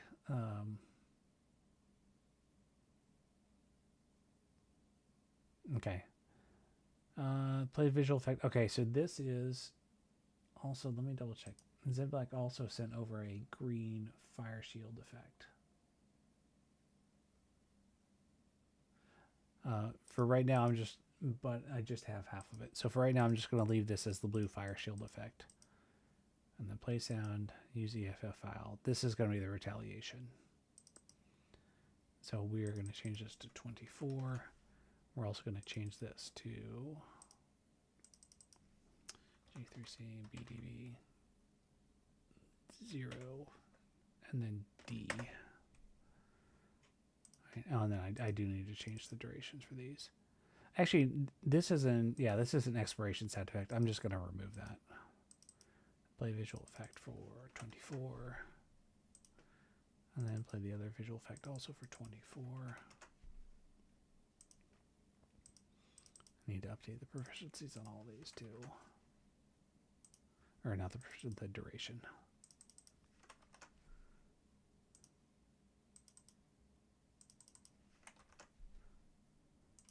All right.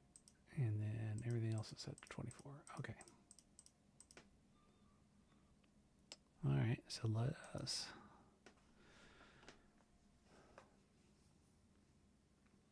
now the other thing is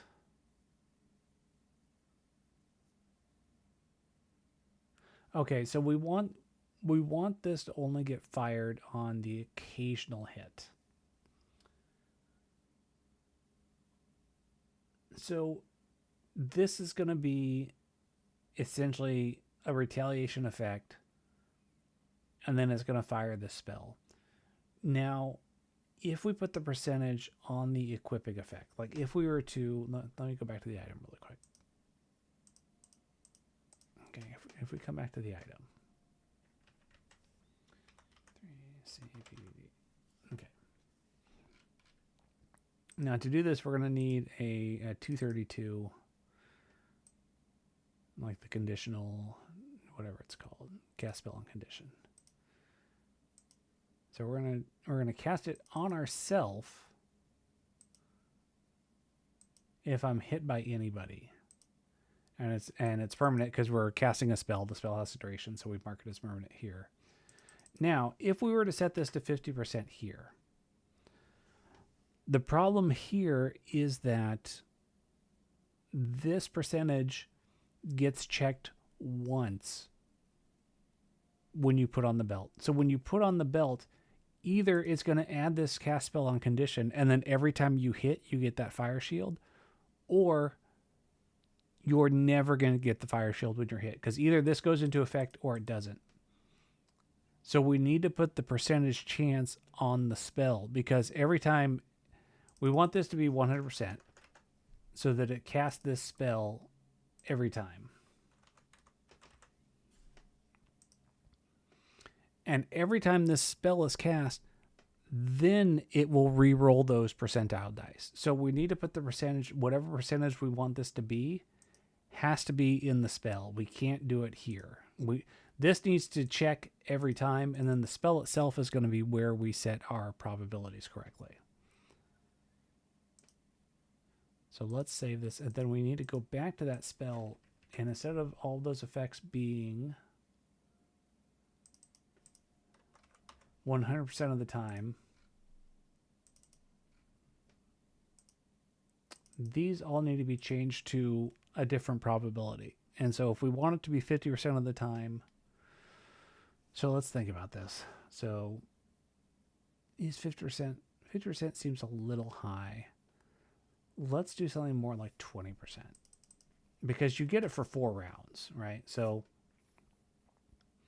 the odds of you being attacked for 4 rounds, like if somebody attacks you once per round for 4 rounds, the odds of you not getting this to trigger one of those rounds is 4, 16, 64, 240 out of, right? It's something like 240 out of 525. Yeah. So it's 50% you're going to get it within 4 attacks. So I think that's reasonable. So let's go 20%, and we'll use this for all these other ones too. Just did exactly what I didn't want to do. Copy value, place value. So we'll make this a 1 in 5 chance rather than a 1 in 2. Because especially, right, if you've got, you know, somebody whirlwinding you, 50% chance it's going to go off multiple times. At least this with a 1 in 5 chance, there's some variability in it.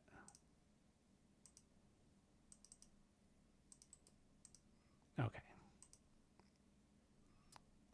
So like I said, every time this spell gets invoked, these probabilities get rolled. Whereas if it's an equipping effect, that only gets rolled when you put on the item. So after that, it would be either every hit triggers the caustic shield, or none of them would. So that's why you do it here. All right, so let's save the item, or save the spell. And then this in turn uses an F.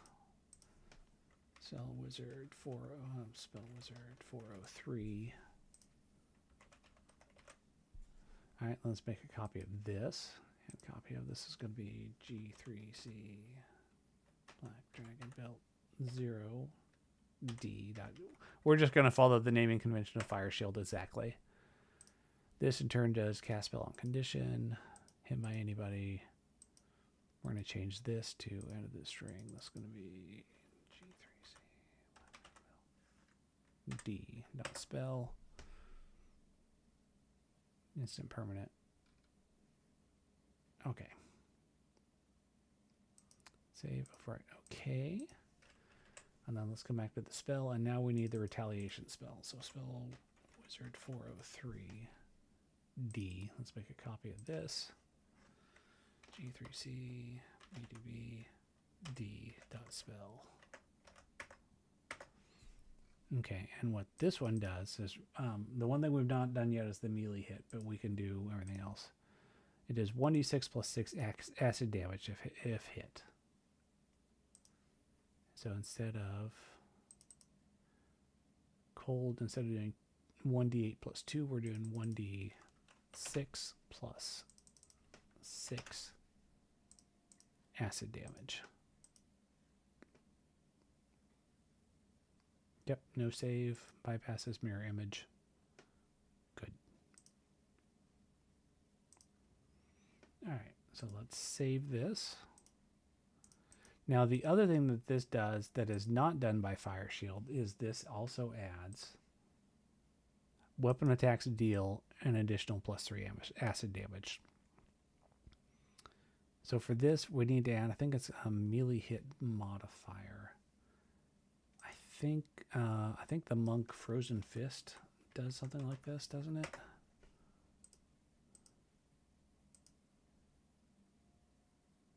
Deal an additional 2 points of cold damage on, and it's done through a melee hit effect. Okay, perfect. That is exactly what we're looking for. So let's just, we don't want the, yeah, we don't want a Frozen Fist icon. And what is, would this visual effect make sense for an Acid Fist? What does this look like?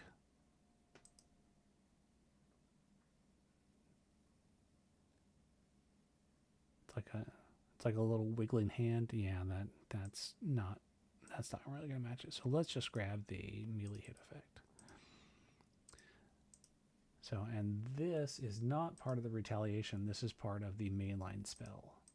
Because when this goes off, we want the melee hit effect to go off on self. This also needs last 24. Same thing, it's going to be permanent. Or not permanent, it's going to be 19% chance. It'll last for 24 seconds. We'll make it power 4 to match everything else. And we're going to make this G3C Black Dragon Belt, and we'll call this A to match the attack. Okay, let's save this, and then we'll use the Frozen Fist EFF as our base, which was Monk Chill. All right, let's add a copy of this. This is going to be G3C BBD, and I said what, A? There's A dot F, or no, F. Okay, and instead it's going to do damage. It's going to do acid damage. No, because it's going to be a 1d3. No, one dice throw of a 3-sided dice. So it's going to be 1d3. This is not for fist damage only. This is going to be for everything. Unlike the monk attack. Everything else looks good. All right, save, overwrite, okay.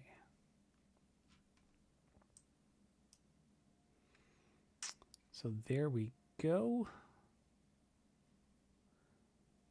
I think that's everything. So let's see. All right, let's take a look back at the item. Let's refresh the tree. All right, so G3C, the Black Dragon Belt. All right, so when you put it on, you get a breath bonus of 1. You get 20% magic damage resistance bonus and a 10% hide in shadows. And then the retaliation spell goes into effect. So let's see, and it should be doing magic damage, hide in shadows, plus 1 breath, and then we're changing this to 20. But chance to cost caustic sheath, and so every time I'm hit, it casts this spell. Now this spell has, it's not 50%, but it's got a 20% chance. If it's active, it'll refresh it. That's what the remove effect by resource does. It gives us 50% acid resistance for 4 rounds. We get the matching portrait icon. It'll set spell states, so this can be detected via script. It'll put up, currently we're using the old fire shield, but it'll put up a fire shield again, 20% chance for 4 rounds. It'll add this melee hit effect. Oh, I did name this wrong because I named it F. There. All right. And the melee hit effect is basically it adds 1d3 acid damage on all attacks. Okay. So that's our melee hit effect. And then this goes into effect. And this is, yes, the retaliation. If I'm hit by anybody, it will cast the retaliation spell. The retaliation spell is just damage.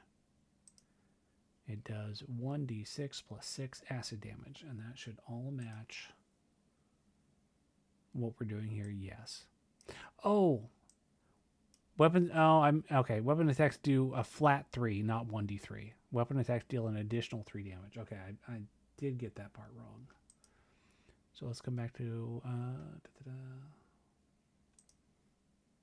let's come back to our, oh geez, which window is it?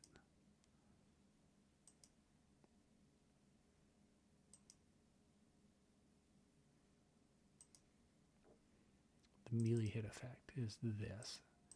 This is not 1d3. This is a flat 3 acid damage. Okay. All right, let's close some windows. And let's do some strings. Yes, save. Overwrite. Okay. So first, let's preserve the work that we've done so far. So we're going to copy this in the game. This is going to be the Black Dragon belt.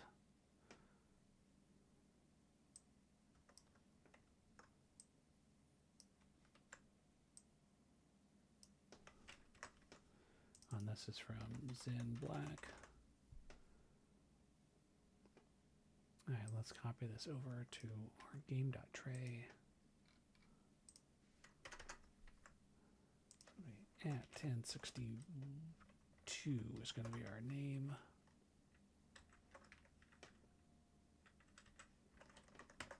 At 1063 is going to be our description. We've got flavor text down here.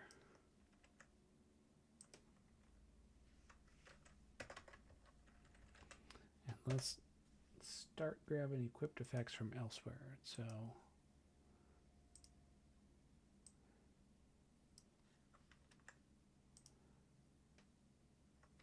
all right, the equipped save versus breath is going to be 1.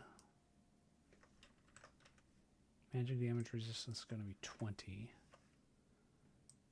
I'm pretty sure we have, with the luck we have, there it is. We can just grab this. Hidden Shadows is plus 10%. All right, and now how have we done retaliation hits on?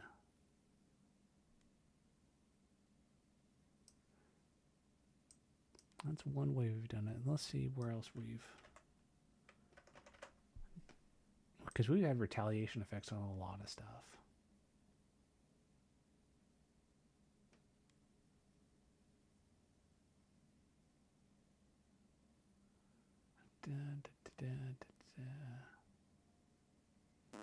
A lot of retaliation effects.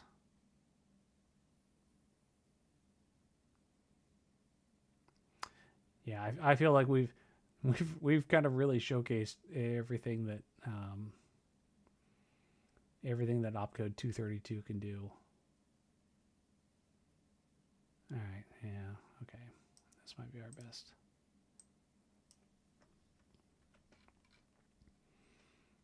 All right, and we're gonna say caustic sheath. We'll say 20% chance of caustic sheath when attacked. And then we'll do kind of like we do for the charge abilities. We'll have a little bit of this down below it. Caustic Sheath with an attack. And this is going to be, it's going to last for 4 rounds. And it's going to be all of this. +% acid resistance, 1d6 plus 6 acid damage if hit. Weapon attacks. Let's do, instead of weapon, we're going to specify melee attacks. Deal an additional +3 damage. We can make it where it's both. I've set it up as melee, but there's no reason why we couldn't also do it for range. Actually, let's go ahead and just say attacks. We'll go ahead and extend it to both. Round, wait to, okay. And then I am going to add Caustic Sheath as the spell name so that when people attack and get damaged by it, it will actually turn up in the combat log. All right. And we'll do this. Attack, steal, an additional +3 action. Okay. So this is 1062, 1063.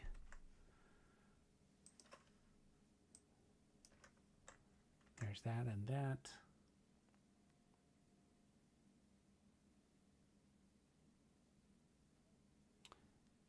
Oh, I need to, while I'm thinking about it, let's add, do the spell. I need to duplicate that melee hit effect. What's it here? Yep.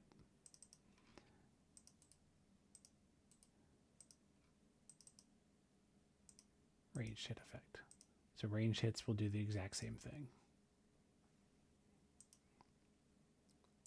All right, let's save. Overwrite. Okay. All right, let's grab all of this. Back to our. Let's grab the stuff in the override folder.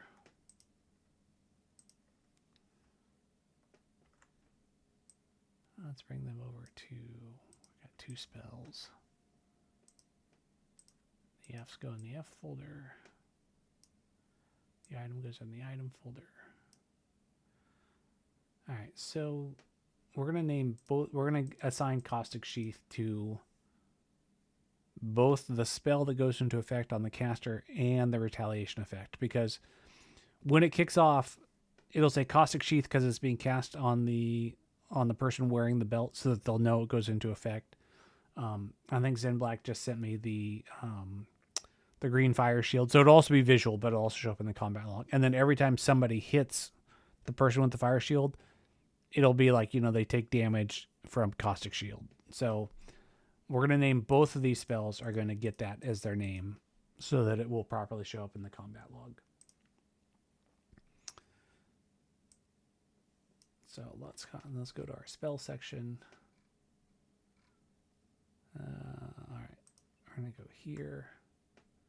So these are going to be spells. We want the 08. It's just the name. And the spells are DBD 0 and D. So 0. And D is the retaliation. And then we also need to copy over the EFF files, which are in the MISC section. Yeah. G3, C, DBD, and I think I have 0 and F. I think are our 2. F and then 0D. Okay. Makes perfect sense.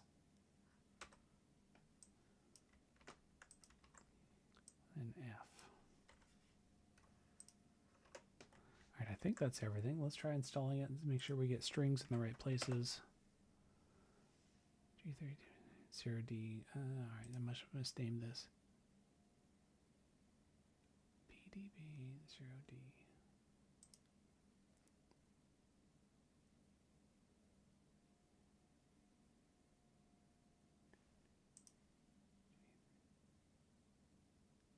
Oh, I think yep. It's Black Dragon Belt, not Dragon Black Dragon. Okay. There we go. All right, let's refresh our tree. Let's take a look at our item. G3C. We've got a Black Dragon Belt. It doesn't have an icon because it's not installed yet. So quickly, it's got Saver of the Rest 1, magic damage, that, cast spell on condition. If it gets hit by anything, it cast. Oh, I still have. This should be using 1064, right? Yeah, 1064 is caustic. Okay. Excuse me. Let's one more time get the right string in there.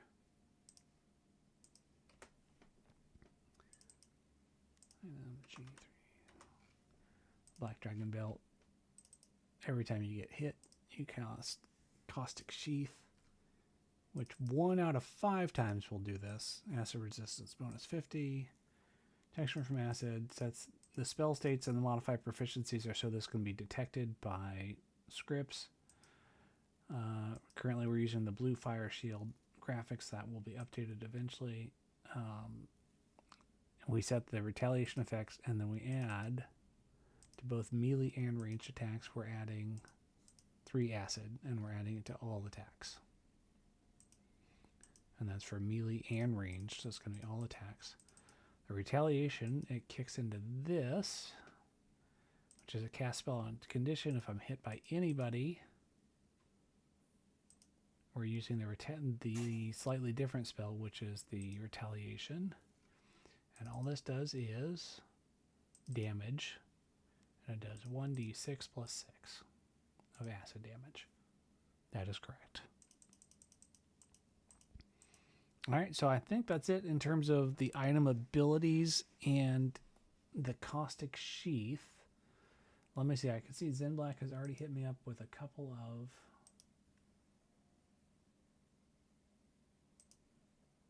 BAMs. Oh, and even a portrait icon. Oh, look at you. And this is all live. Look at Zen Black go. All right, let's take a look at these BAMs.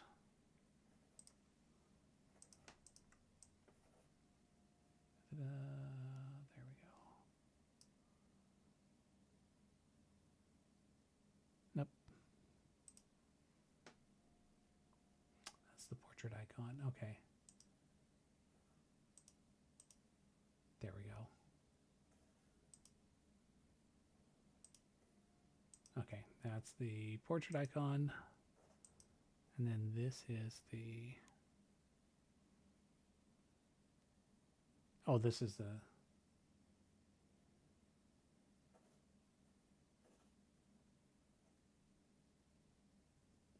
Oh, and then he also have... Okay, I have an updated description. Okay. These look like these were... Yeah, hold on. Yeah, this looks like this is not configured correctly, because yeah, this is another version of the portrait icon. Okay. All right, so the good news is we have a portrait icon. He's given me artwork in ping that we can turn into a BAM. So this is going to be the Caustic Sheath portrait icon. The spell is currently called... This is the 8. We'll just name the icon the same thing.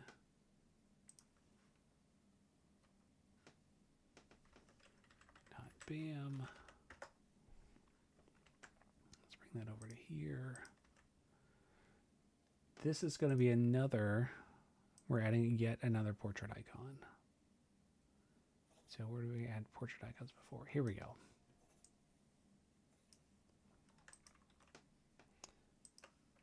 So this time, though, we're adding a portrait icon with caustic sheath. And the BAM file is instead going to be this.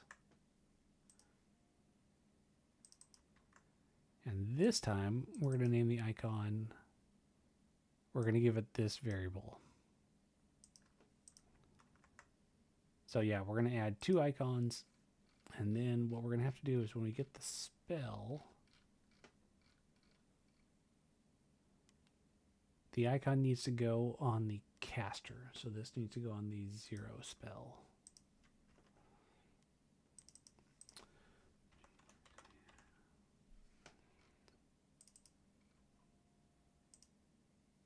So we got protection from acid. So rather than protection from acid, this will be protection of acid, and we'll keep protection from acid for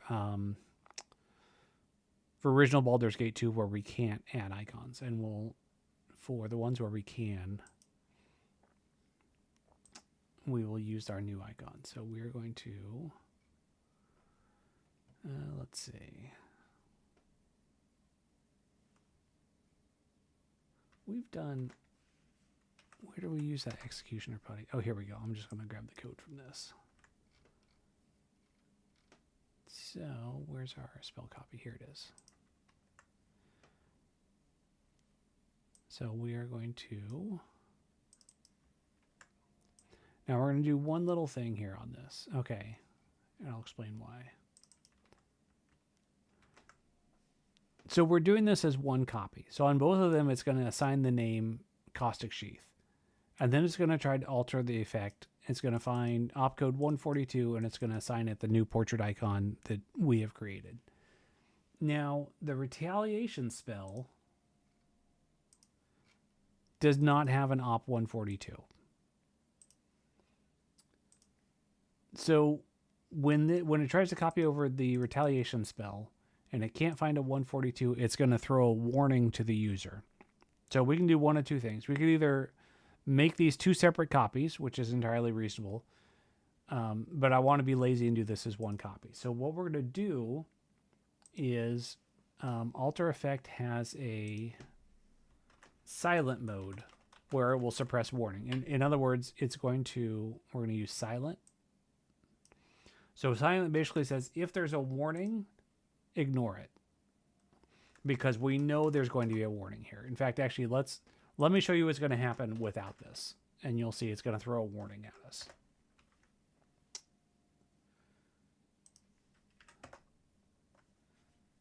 So warning, no effects were altered on the retaliation spell installed with warnings. And, as we pointed out before, this with warnings makes PI very unhappy. So by adding the silent, it basically says, this is basically me saying, I know one of these it's not actually going to find a match. And frankly, I don't care. So if you have a warning here, I don't care. Ignore it. And now you'll see it does the exact same thing. Successfully installed. So there's no warning message. So that's what stuff for like silent is used for. The opposite of when you're testing, you can also use verbose, which will basically tell you,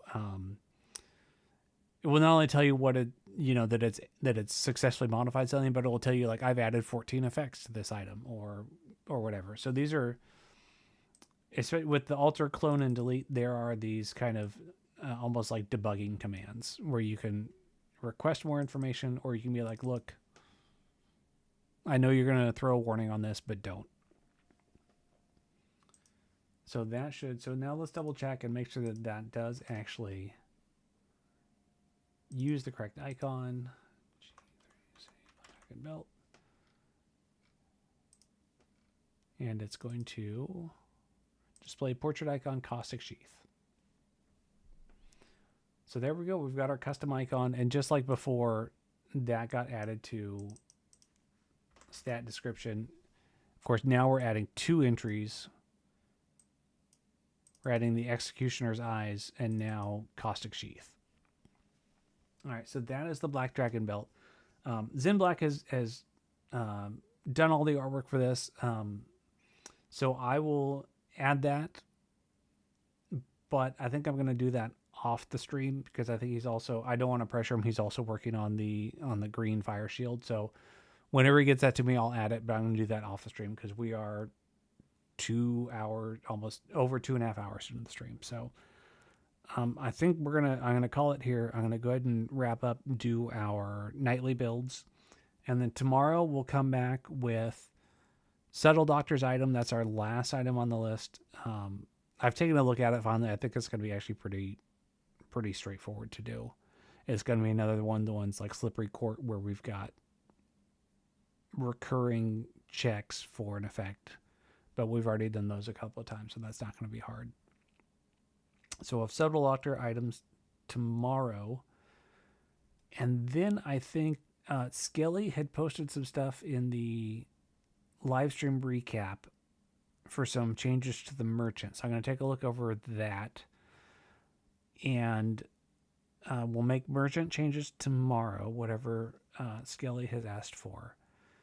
And then I think we're kind of getting into the spot where it's time to start polishing and doing debugging. So, and then also making sure it works on original. So we've kind of, after we'll take care of that last item in the morning, and then we'll start doing conversion for whether or not, what's going to work on original, and if so, do we need to make any changes? So we'll do our original compatibility checks, and then we'll start doing some polish.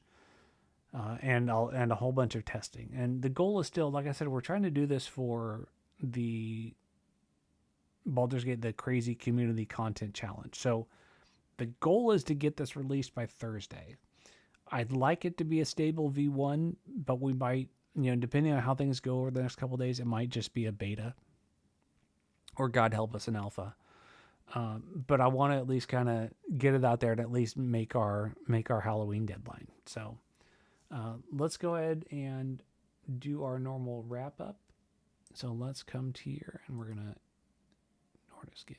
add this. Actually, let's just commit and we'll add it in. So we want to add, let's see, so this, and the spells, not that. We need to add all of those. Okay, that and that. Yeah, the readmes. Oh, and then, yeah, that's also another polish item, is we need to actually finally write our readmes instead of putting them off eternallys. So this is the Black Dragon belt. Edit. Oh, you know what? We need a price for this. Yeah, I want to cancel because we forgot to do price and we didn't put it in the store. So, all right. Really quick, let's add it to the store.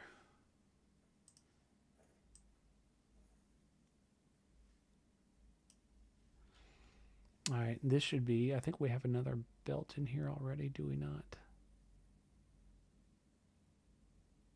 Yes, we do. So we're just going to copy and paste. Except this time it's going to be the Black Dragon belt. It doesn't have any charges. It's going to identified quantity of 1. It's in the store. Boom, boom, boom. And then for prices, yes, I agree that this is a very high-end belt. Let's see, this is going to be the Black Dragon belt. Let's see, what does the belt of inertial barrier cost? Because I think that's going to be our baseline for this. Belt of inertial barriers.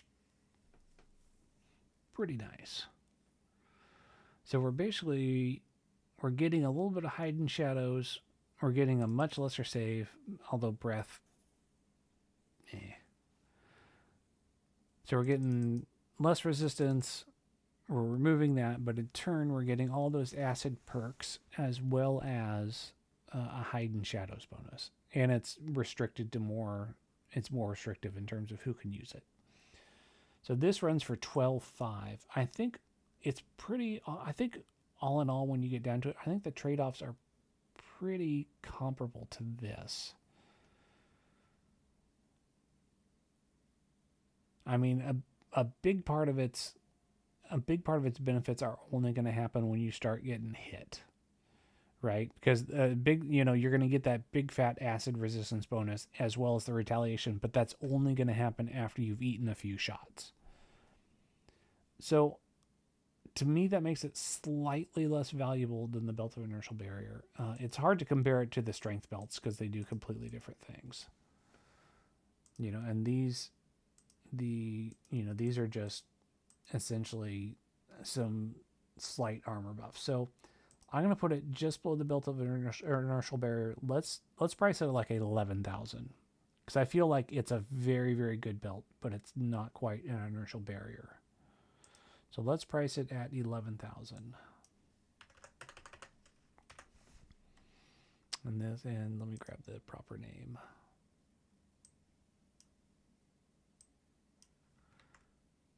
To prices, because I almost forgot to do this. All right, there's a Black Dragon belt. All right, everything is saved. Now let's make our commit. Okay, now I've remembered to do everything. Added Black Dragon belt by Zen Black. All these have been added. The store's been updated. Game and TP2. Yep, still no readmes. All right, all that's correct. Commit and push. All right, there's the Black Dragon belt. And then let's clear out the old builds and we'll do our nightly. So it's now 10:29.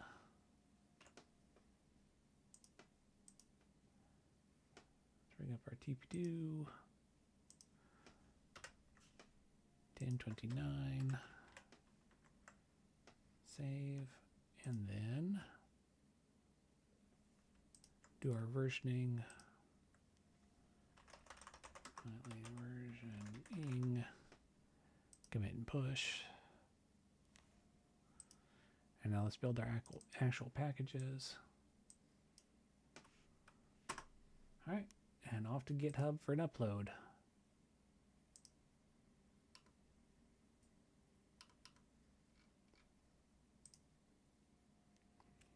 Right, we're creating a new release.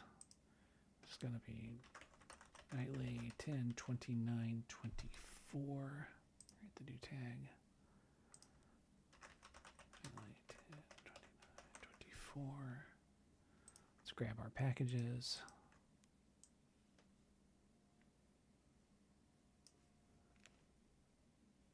This is a pre-release.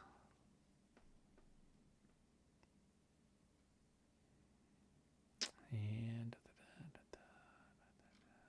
publish release. All right, so there's our nightly build. So like I said, this is what I see as our remaining to-do list. We have Subtle Doctor's item. We have Scaly posted some changes to the merchant. We want to make sure that everything is compatible with the original. So we need to do our original BG2 checks, and we might need to modify items accordingly with that. And then just a whole bunch of Q&A, and then the README. We need to write the READMEs.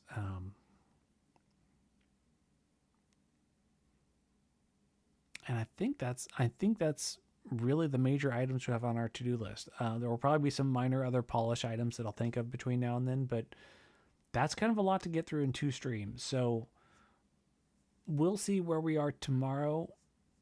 Tomorrow might be a slightly longer stream if I'm feeling like we're falling behind, but like I said, I'm aiming for a Thursday release.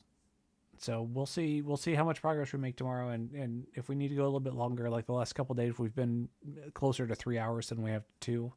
We might go long the next couple of days, and I might have to do some stuff offline. I really don't want to, because the whole point of this is supposed to be a tutorial, but now that I've shown how to do some basic item bams, like I'm going to go back and I'm going to fix those boots offline just because that'll be easier. But otherwise, I think that's it for today. We will be back again same time tomorrow, 10 a.m. California, whatever that is for you guys locally. And we'll start banging through the rest of those to-do items. If you guys have any questions or comments or suggestions, you can drop them into the YouTube comments or on the live stream recap thread at G3. and I will read those before we start tomorrow. I'm going to try to avoid doing stuff offline, but I might do some BAM work offline just because I've kind of shown you guys the basics, and it's just going to be doing that process again and again and again for some items. If it's anything new or unusual, I'll save it for the stream, but if you do see some commits tonight, that's probably what it's going to be. It's going to be some light BAM work, just so that the items will look nice and unique for release. So otherwise, that's it for today. Thank you for joining. We will see you tomorrow for, I believe it's going to be part 10. I think we're on the big X, and we will see you tomorrow. Thanks for joining, everybody.